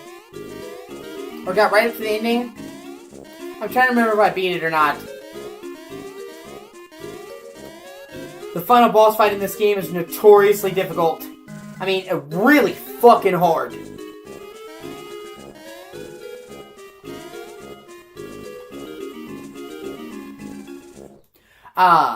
They also remade this game, for 3DS, and it's really good.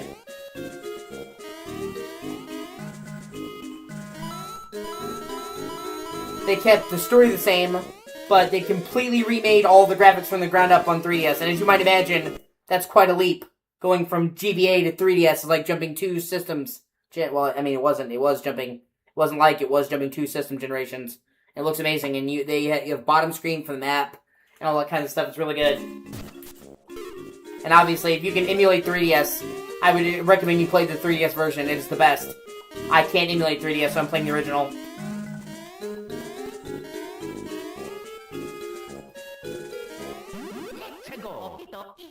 Okie dokie. Ah, fucking bullet bills.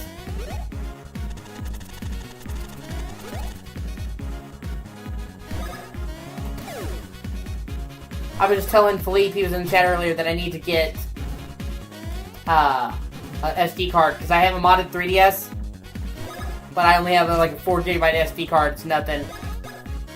I need to get a bigger one. Add it to the list. My next purchase, I gotta get a new PS5 controller.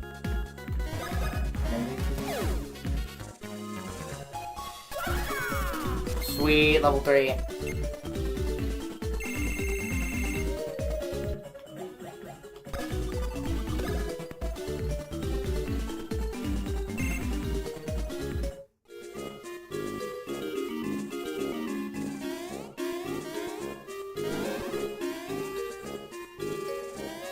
But I was saying, anyway, because this game takes place in the Beanmon Kingdom, all the environments are not what you typically see in Mario, and are super weird.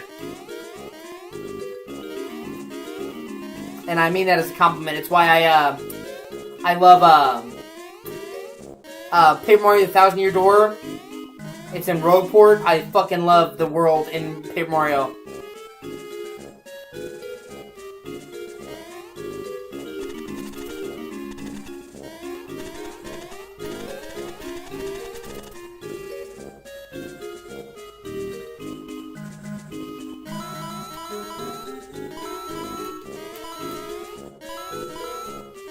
Shit.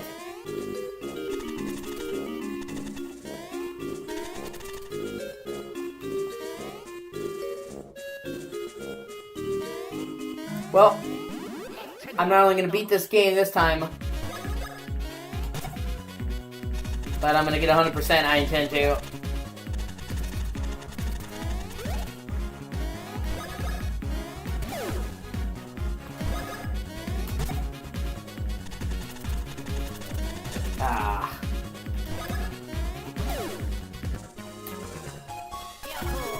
I also need to play. I need to play the other games in the series.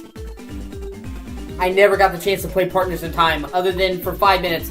One time at GameStop, they had a demo kiosk for DS. They had Partners in Time, but I've never actually played Partners in Time, or Dream Team, or Paper Jam. So I actually haven't played like 3 of the 5 games in the series. The only ones of these I've really played is Superstar Saga and Bowser's Inside Story.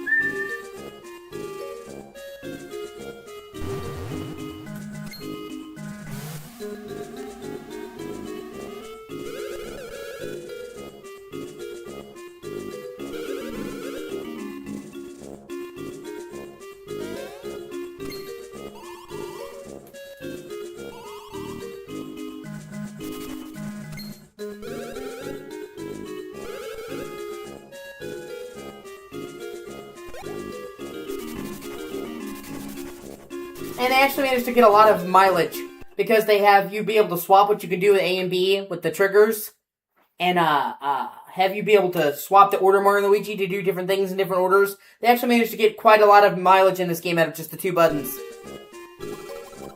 Most Game Boy games are very limited.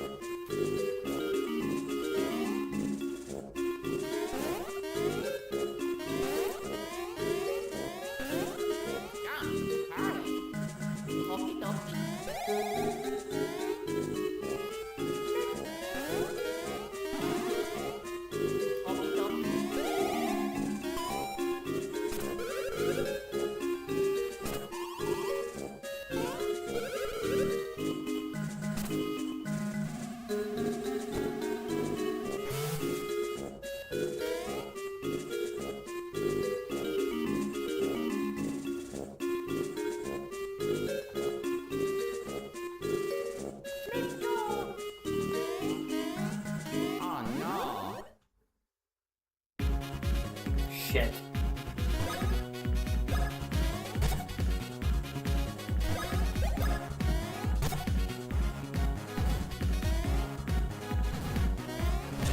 Ah, fuck.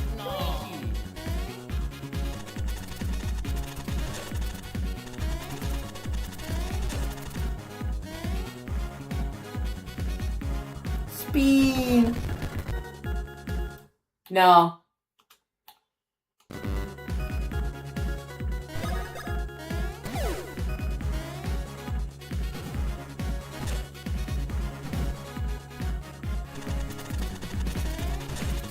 Shit.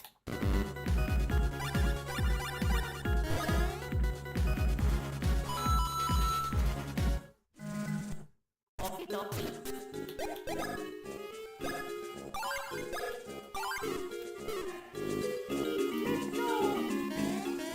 no. Damn it.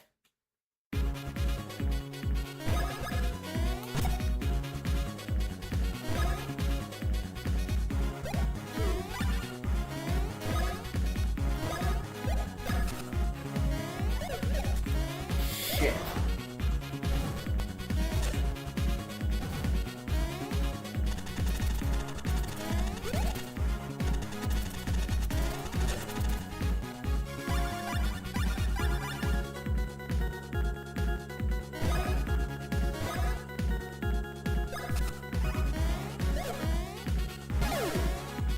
The timing can be a bit tricky.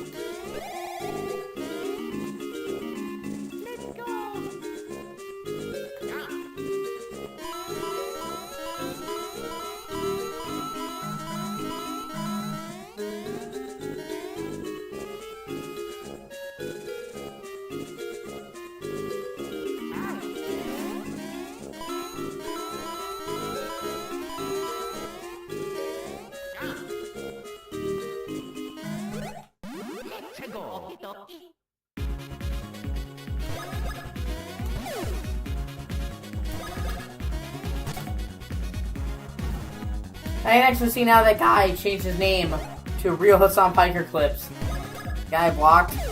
His name, like, even though I blocked him, it's still on the OBS. And that's, obviously a troll. Or even worse, somebody who actually likes Hassan Piker. That's the real scary thing, right there.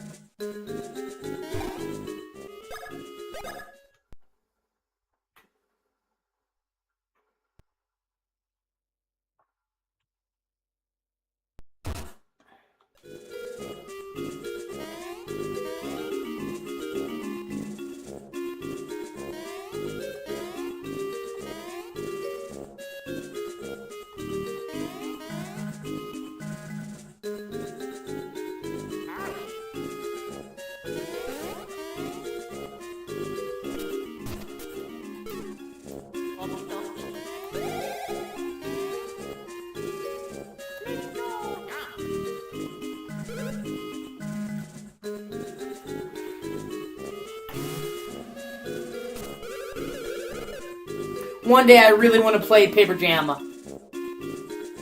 Because it combines Mario and Luigi with Paper Mario. And that sounds fucking awesome to me. I never had a chance to play that one.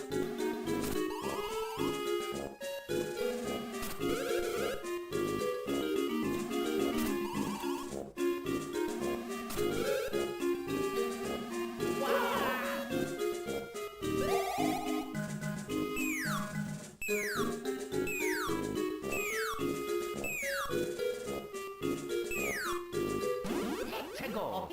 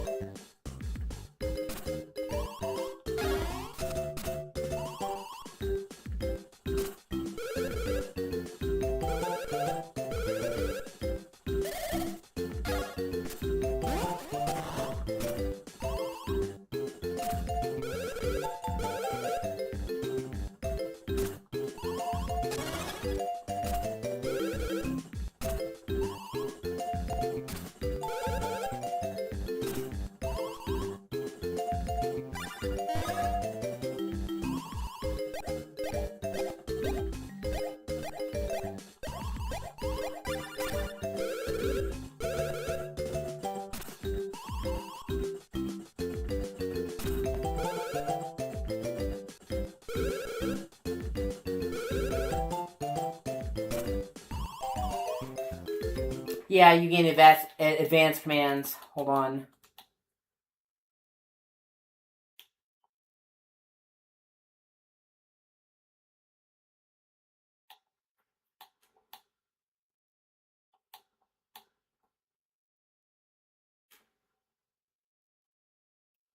Upgrade Splash Brothers to advanced level.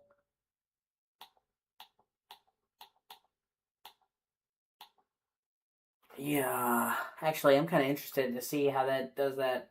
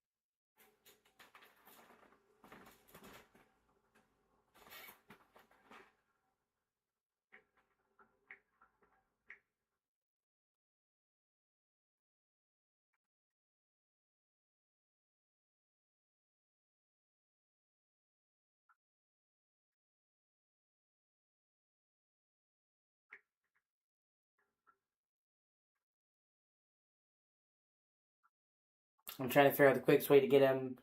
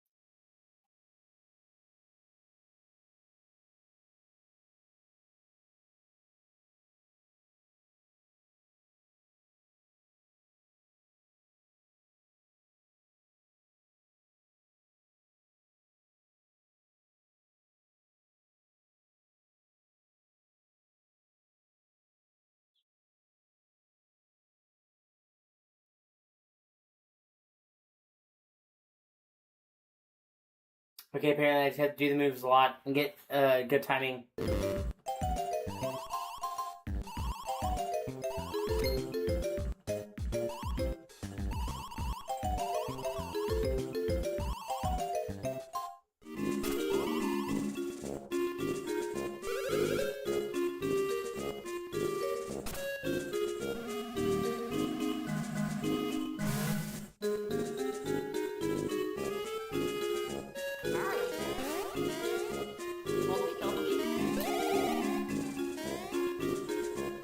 Okay, I've already fought the. Have I already fought these enemies?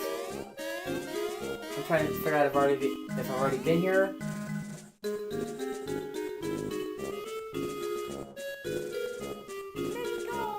Let's go! Okie dokie.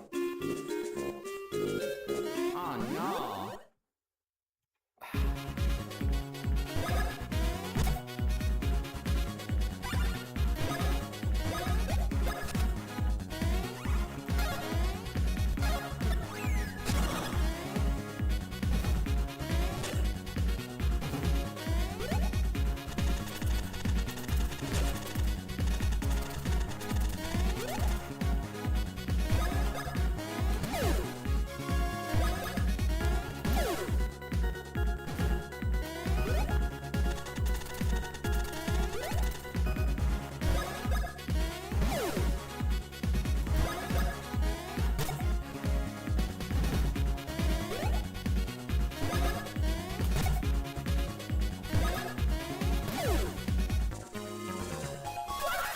Woo! Level 4.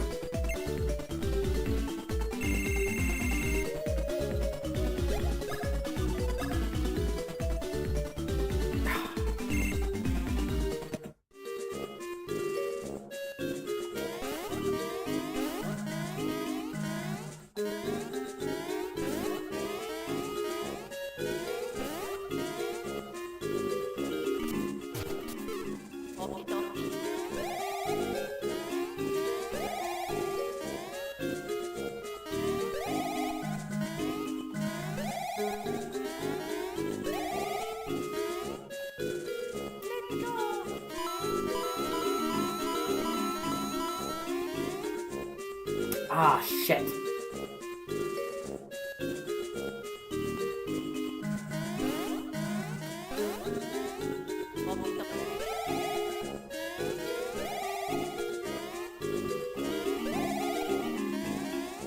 And I love on the 3DS version of this game, the remake, all of this place glitters with like actual stardust.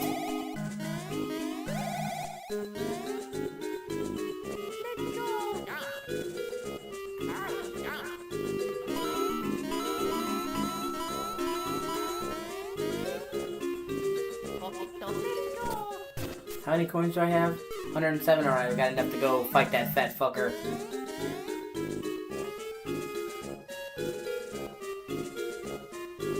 Okay, I think I actually loop back around. Okay.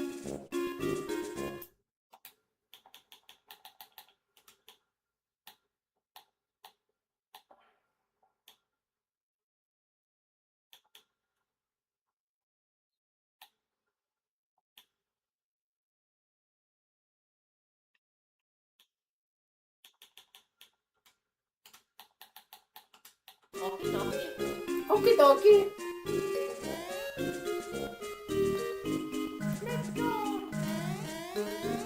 What's up, you fuck?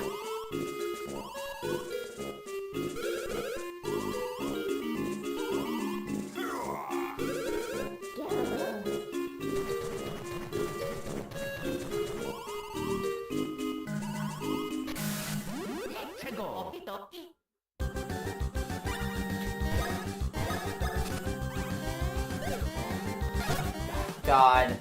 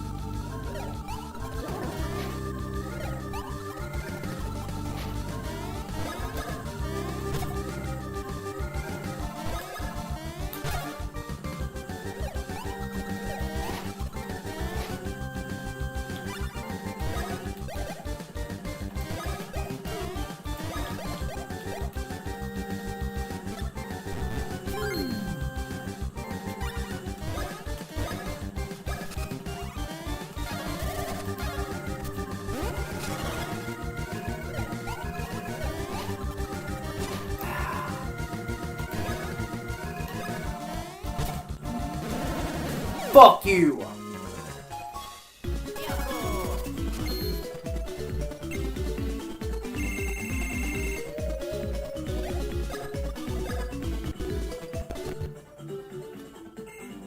And I also love how after you beat the guy, it doesn't show him dead or anything, but he walks around with a fucking cast on.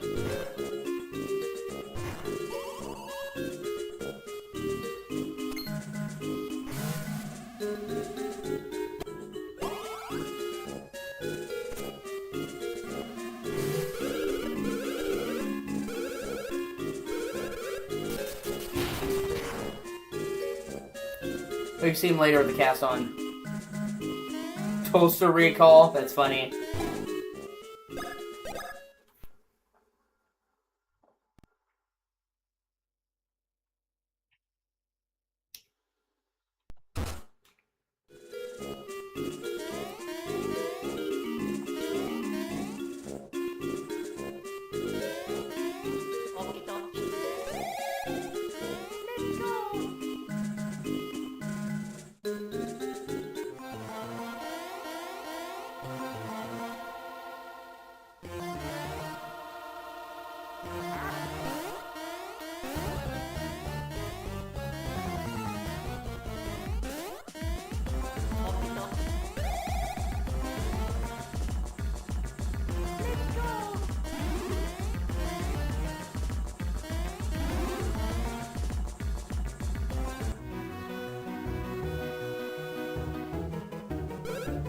You fiends! We found you at last, you scum. What have you done with Prince Peasley? Yes, there's no mistake, you kidnapped Prince Peasley. We have witnesses now. Confess, villains. What's that you say you're Mario and Luigi? Lies, bald-faced lies. The superstars of the Mushroom Kingdom would never come here. And he literally has a fucking bandage and crutches, man.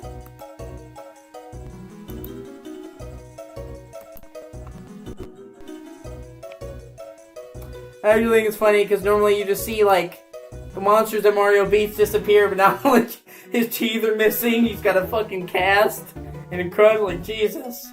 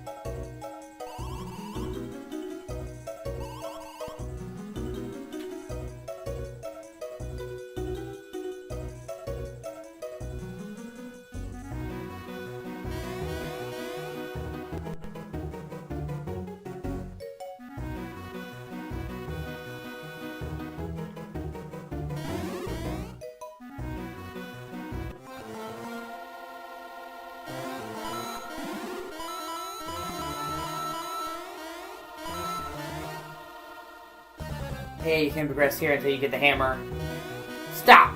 Hammer time! Oh! Oh!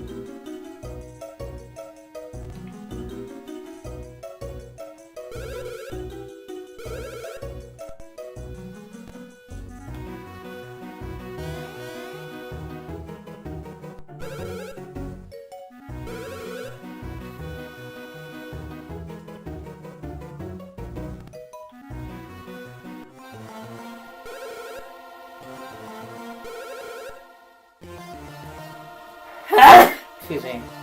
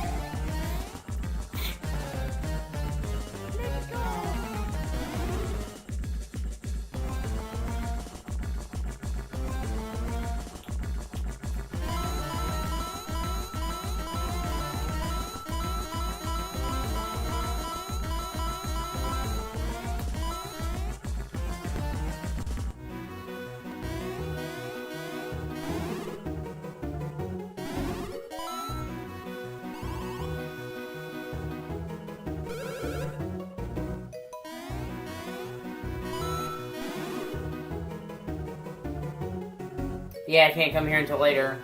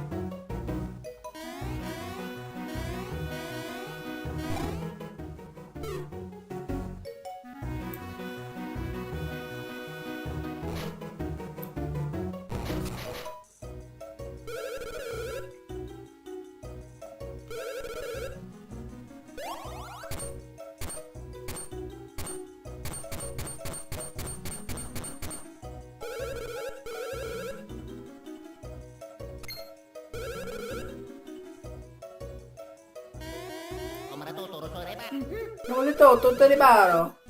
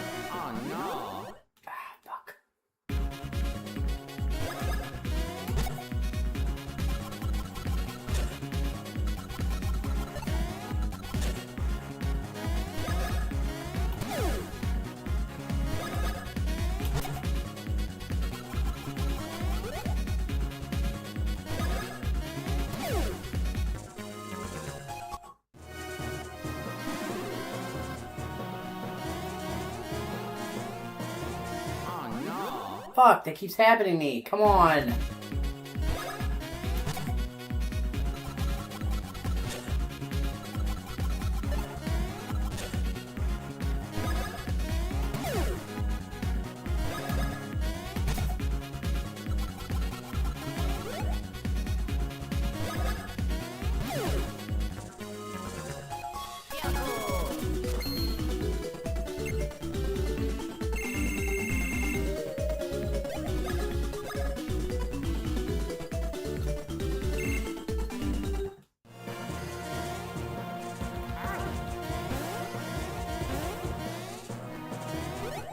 Finally, fuck.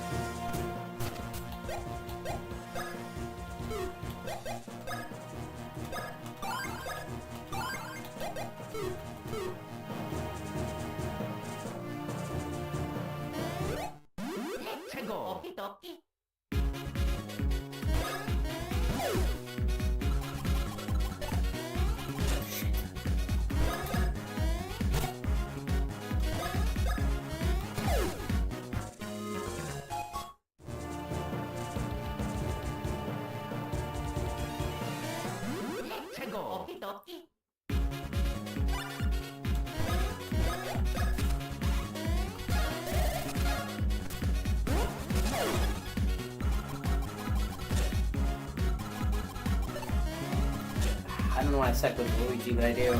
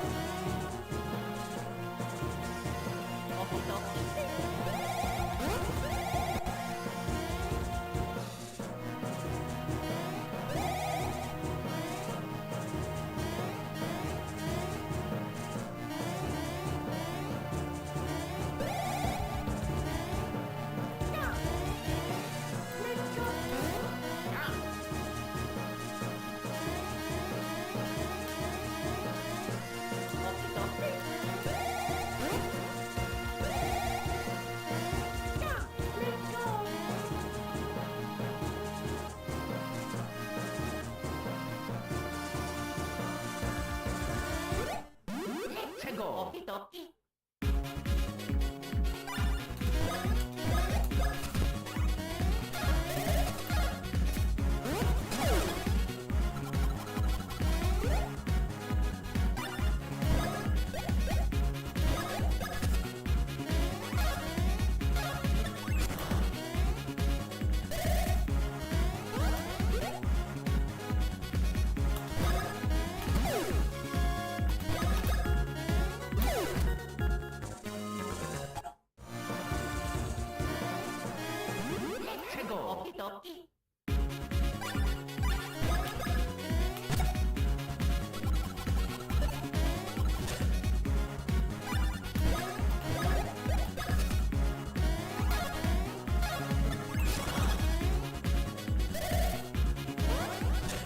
Shit.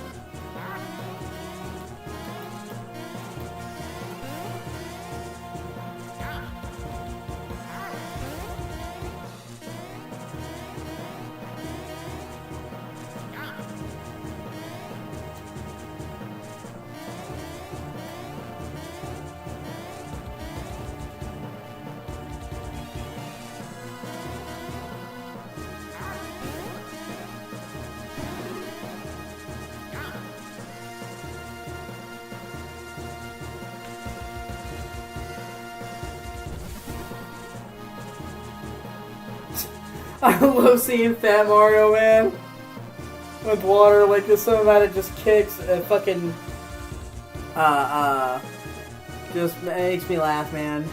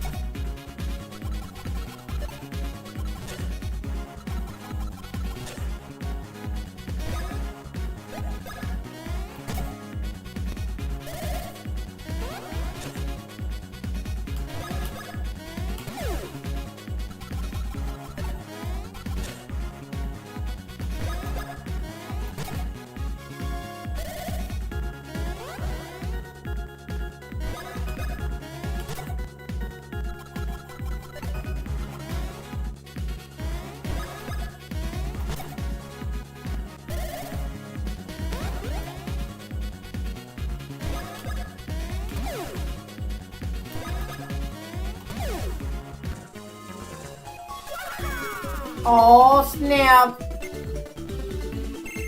Level 6! Oh shit.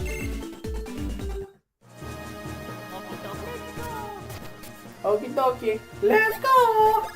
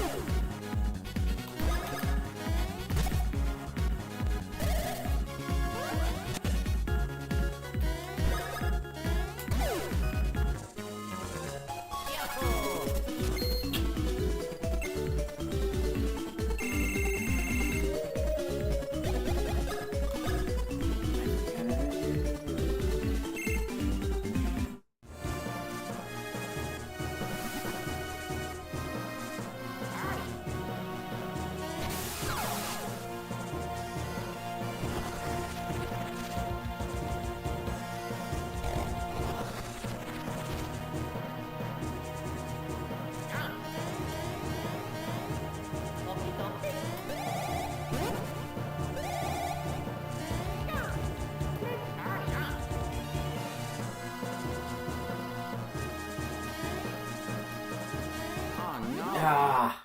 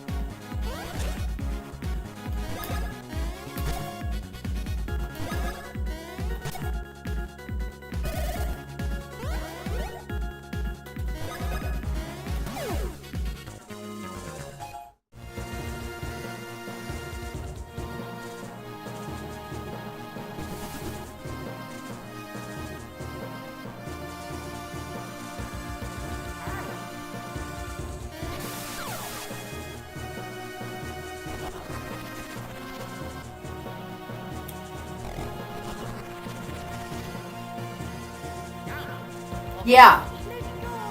I saw that actually that you were playing that. That came on my PS feed.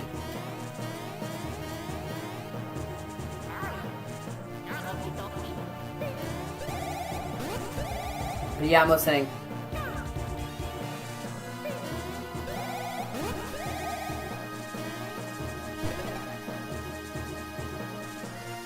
Haha.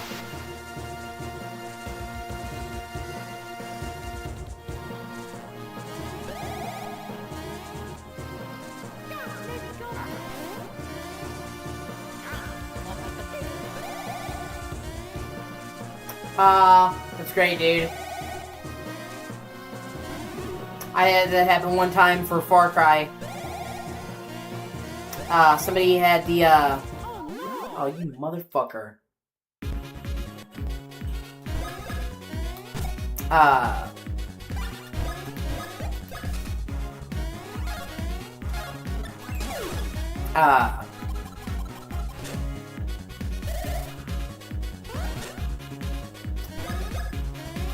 someone had bought the collector's edition of Far Cry 6 with the steel case.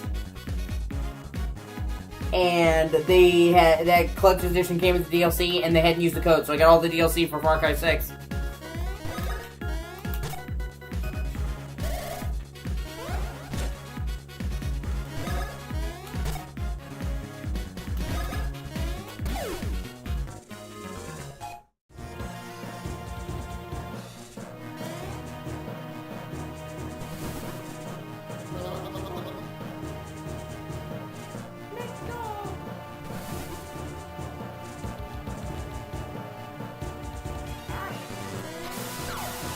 Well, that's great, man. I'm glad.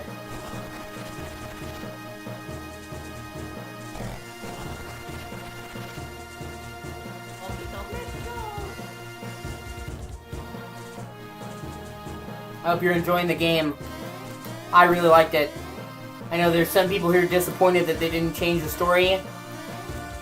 Yeah, I'll show you a picture later, but I still have the steelbook for it.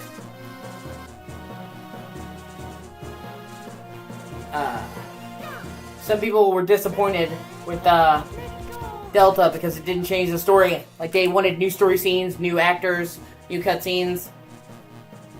But I honestly would have been upset if they had changed the story in Delta. Hideo Kojima is one of those guys that you just can't replicate.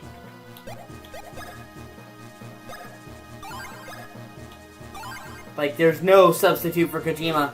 So having somebody else try to change the story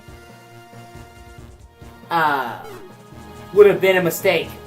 So I saw a lot of people like, oh, they didn't change the story, they didn't redo the cutscenes. And honestly, I'm glad they didn't. I'm honestly, you know, and I thought the story for Metal Gear Solid 3 was fucking perfect. Most people will agree that Metal Gear Solid 3 is the best story in the series.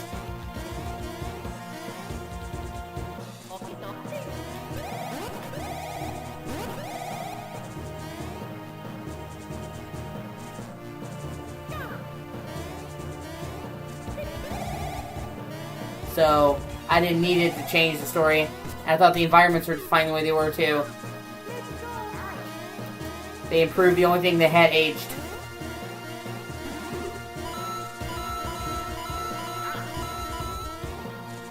Graphics and the gameplay.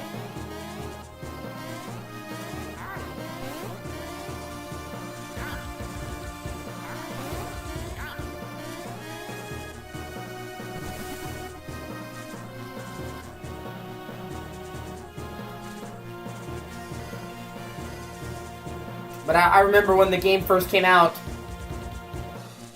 people were like, oh my god, they didn't change the story, and I'm like, oh my god, I'm so glad they didn't.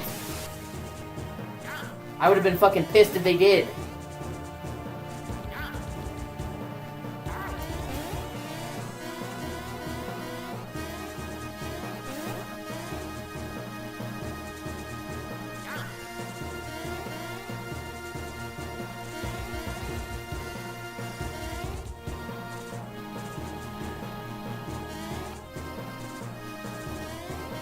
But yeah, I got Delta, and I liked it.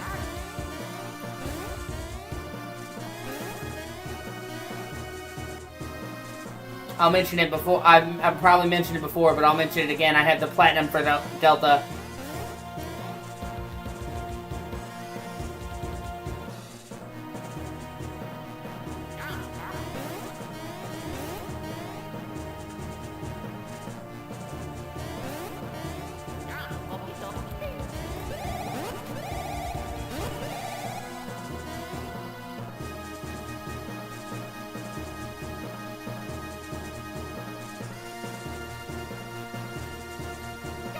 Okay, here we go. We're about to get a boss fight.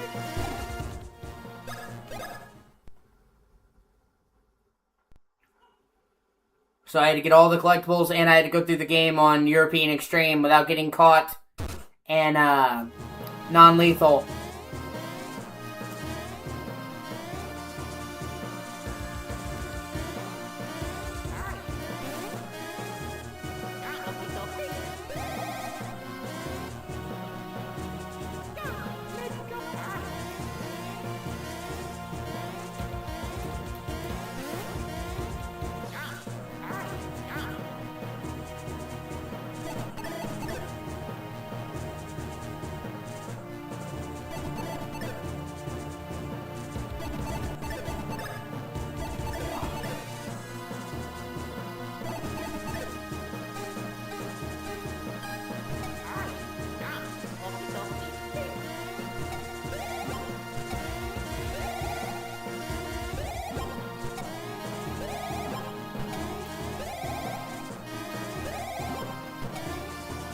It's a lot harder on that mode, dude. Enemies can see you from like fucking a mile away. And if you get seen, it's game over.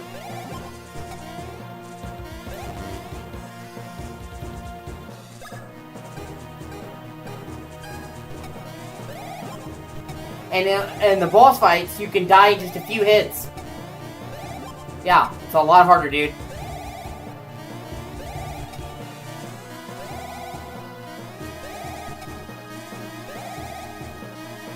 Although they made it slightly easier in Delta. Because,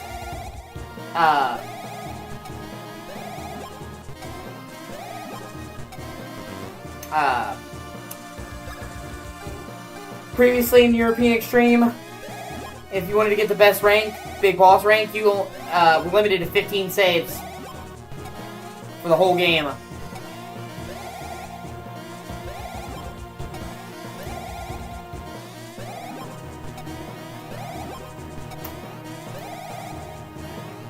Yes. Yep. Previously, you were limited to 15 saves. And in Delta... shit. In Delta... they removed the save requirement, so you can save as many times as you want. And they added an autosave to the start of each area, so if you fuck up, you can just reload at the start of the current region. But it's still pretty fucking hard, even with the save file stipulation taken away.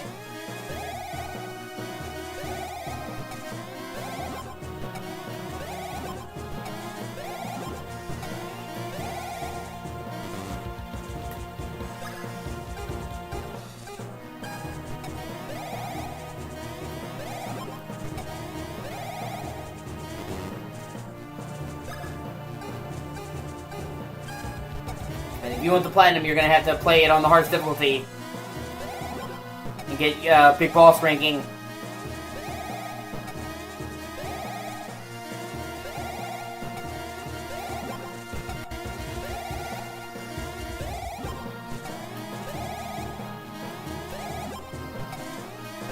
Or, well, it's actually called Foxhound in Delta, but that's basically what it is. Shit.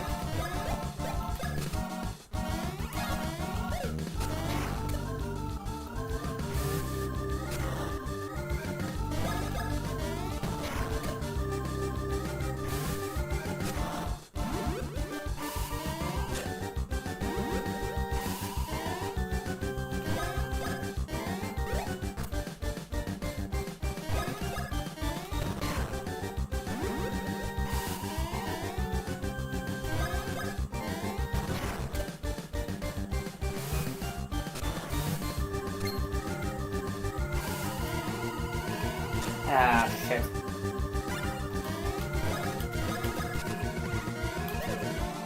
Come on. Fuck.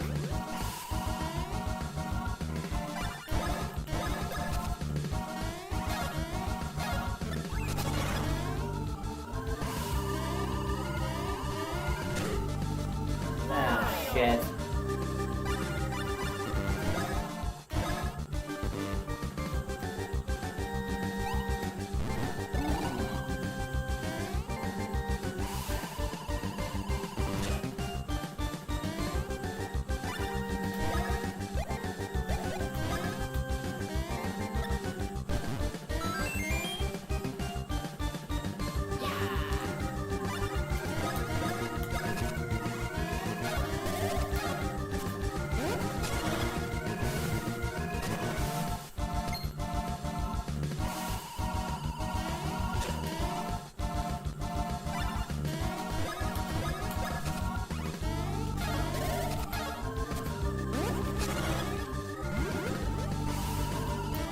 Fuck! Mario!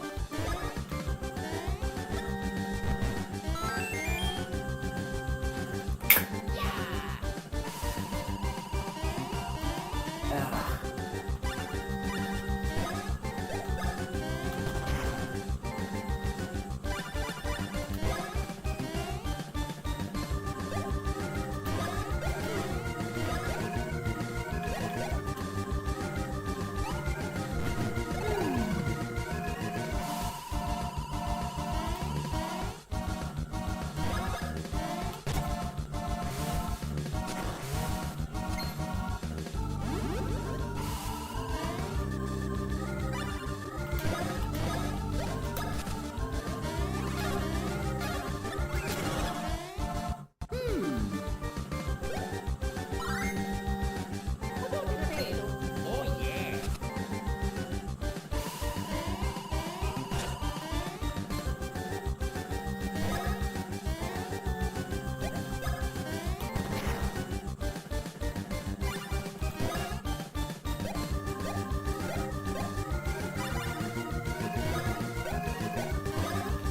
I unlocked the advanced one for that one.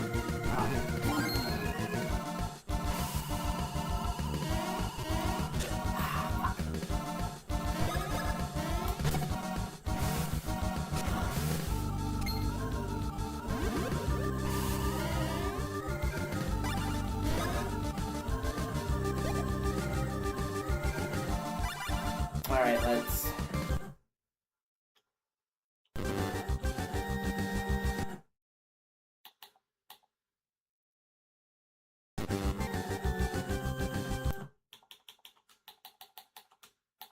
Yeah, well, I can give you plenty of tips, by the way, Dustin, if you need help. And actually, you should do it if you're going for the platinum, you should do it 2 playthroughs. The first playthrough, just play it on normal, and don't worry about getting caught or anything like that, and just focus on, getting all of the, keratins, the new ducks, collectibles they added. They added a new collectible to every region, along with the keratin frogs, all of the wildlife, and all of the fungus, like, flora and fauna, and killing the bosses non-lethally. Because actually, when they made it easier in Delta, before you could do New Game Plus, and it would, give you benefits, like you'd be able to keep all your camo and stuff that you unlock from taking down the bosses. But it would be locked to the difficulty you started it on. So your first normal playthrough wouldn't count. But in this game, when you go to do New Game Plus, you can take your clear save from normal and then do extreme.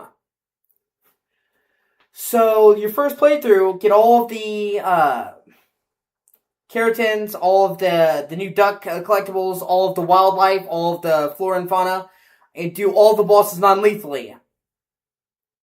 And then you'll be able to roll that over into New Game Plus and start an extreme with extra camos and shit. So that's the thing. So the first time I played the game, I would just do it on normal and focus on getting all the collectibles, learning the enemy routes, and then the next time you're going to have a benefit going in. And also, when you start the game, oh, it's actually probably too late, because you already started it, but they'll ask you which Metal Gear Solid you like. You should always pick 3, because it gives you some of the best camos in the game.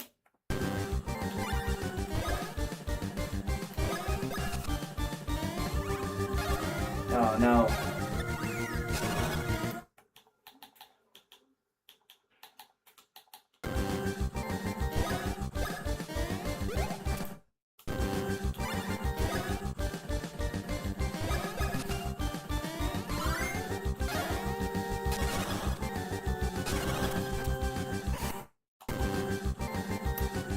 Let me practice this a few times.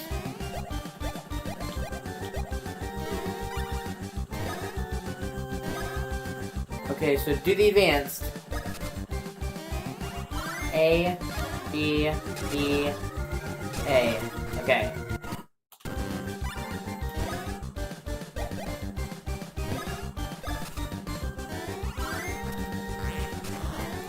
Shit.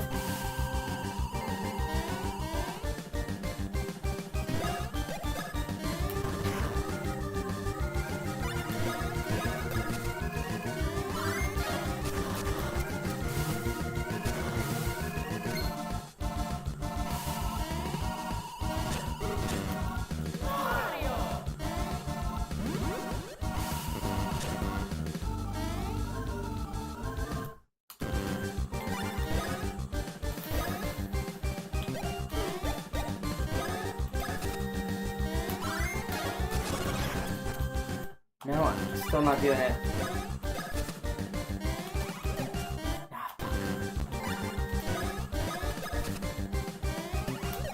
Ah, shit.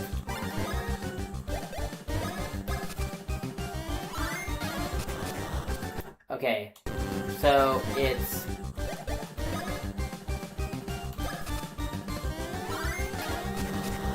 Okay, A, B, B, A. Alright.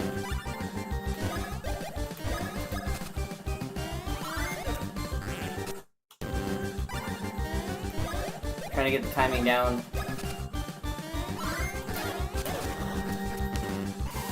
Okay.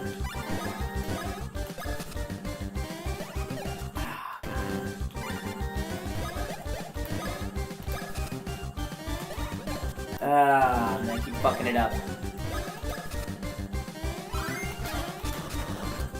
Okay.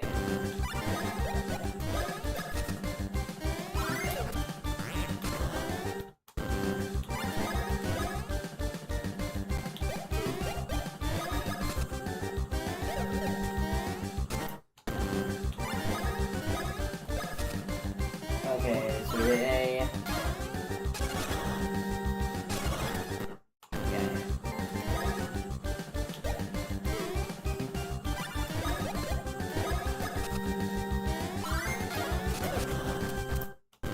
The timing for the advanced moves on 3 is hard.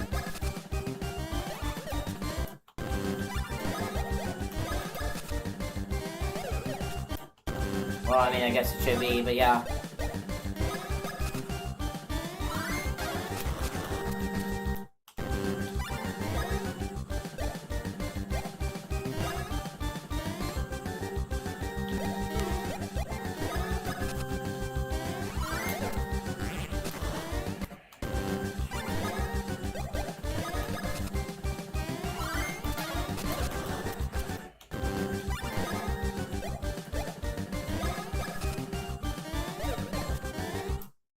Fuck, come on.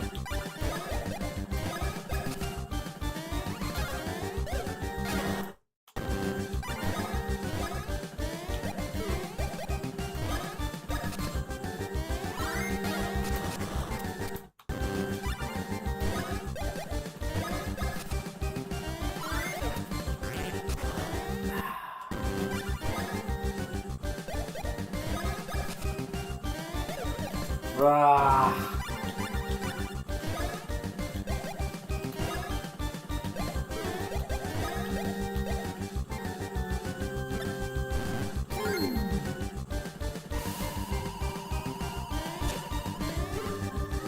Oh, give me a fucking break, you asshole.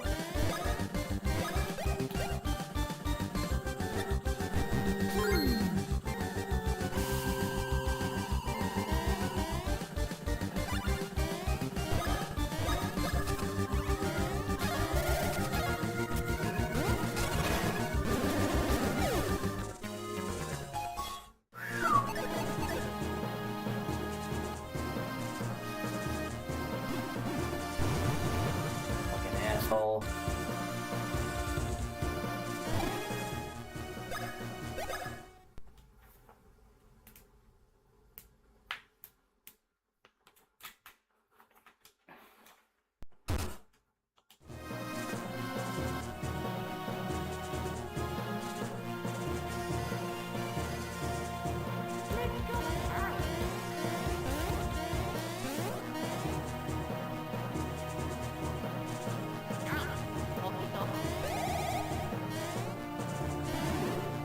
Nice. But like I said, I've played the shit out of Metal Gear Solid 3. Both the original and the remake, so I can give you lots of tips for different parts of the game.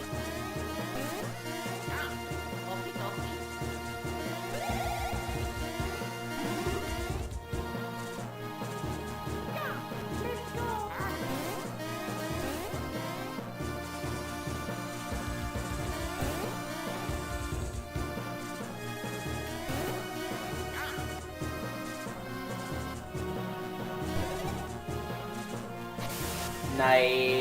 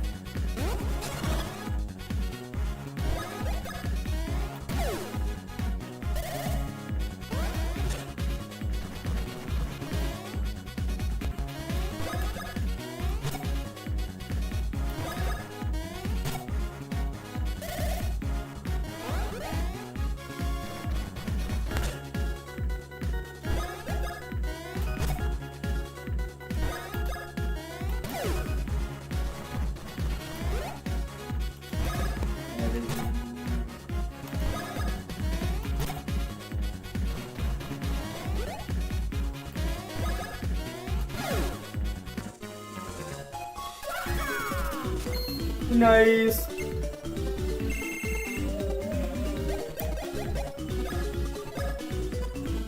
And everybody's going to the new fuck. And everybody's going to the new.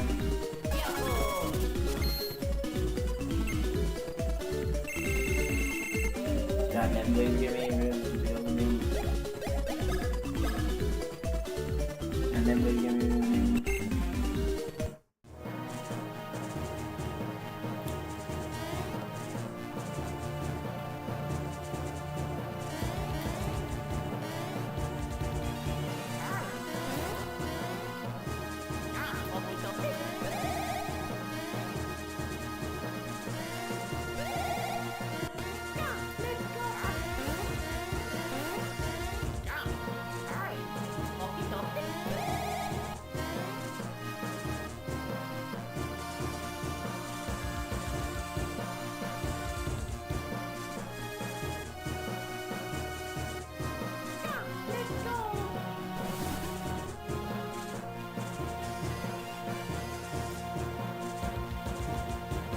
Ah, fuck, wrong way. Yeah, it's my bad.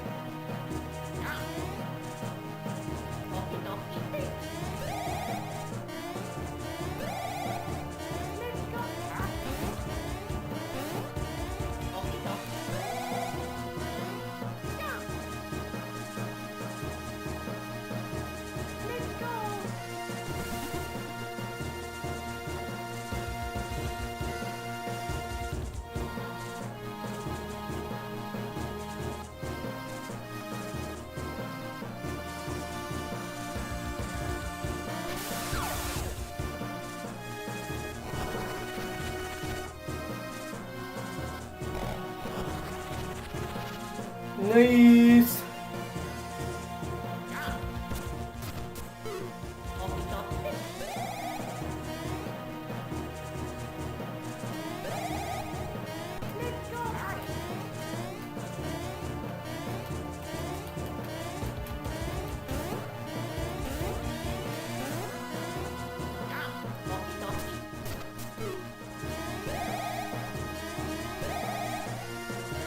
Ah, fuck.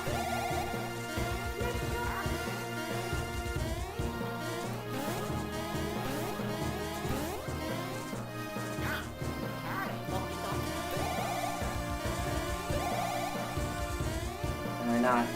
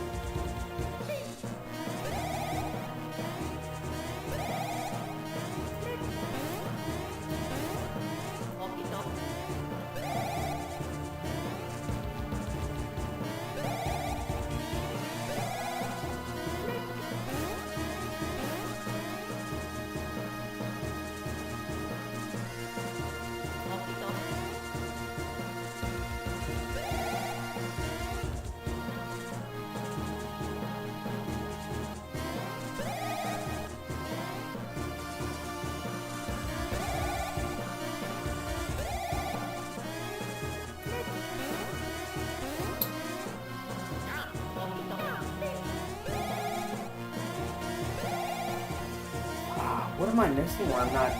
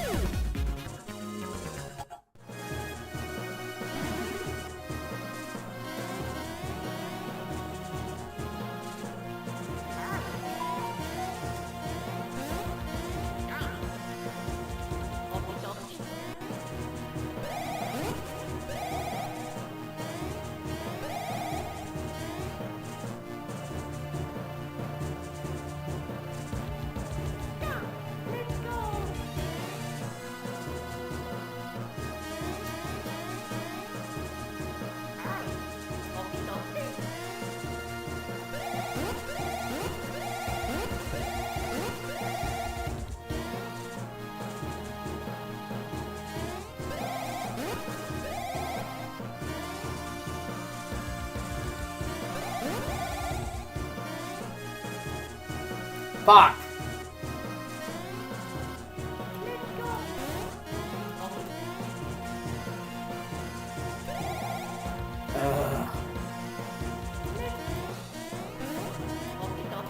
Okie dokie, let's go. Okie dokie, let's go.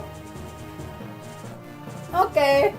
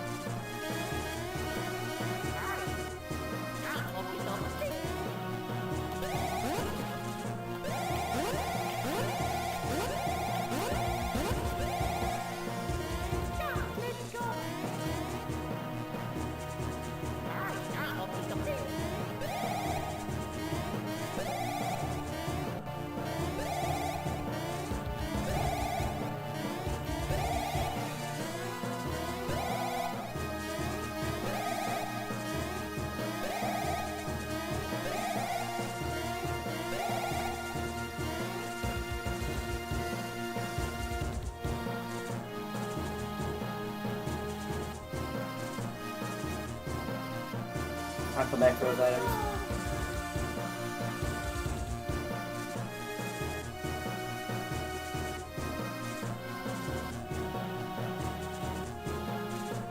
And they say this is high up in the mountains. You can actually see areas you're going to go to later in the games. Later in the game.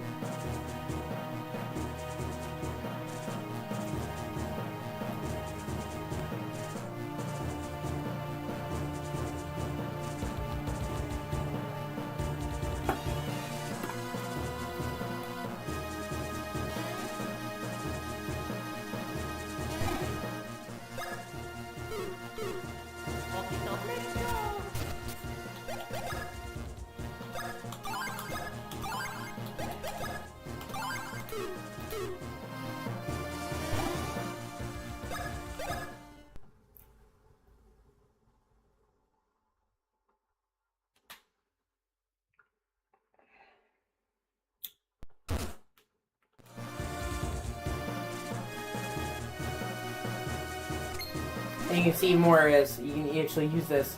Oh, they actually made it almost like a faux fucking 3D perspective.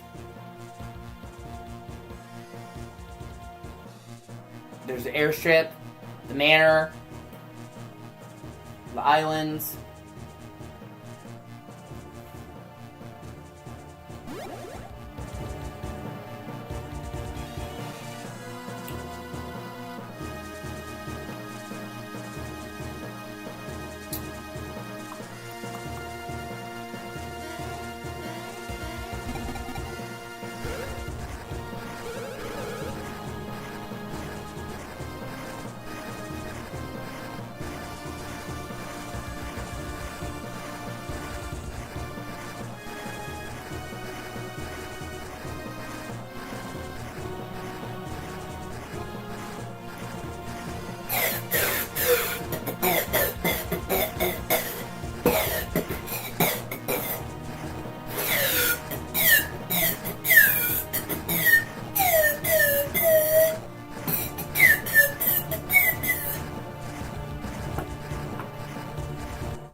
God in heaven.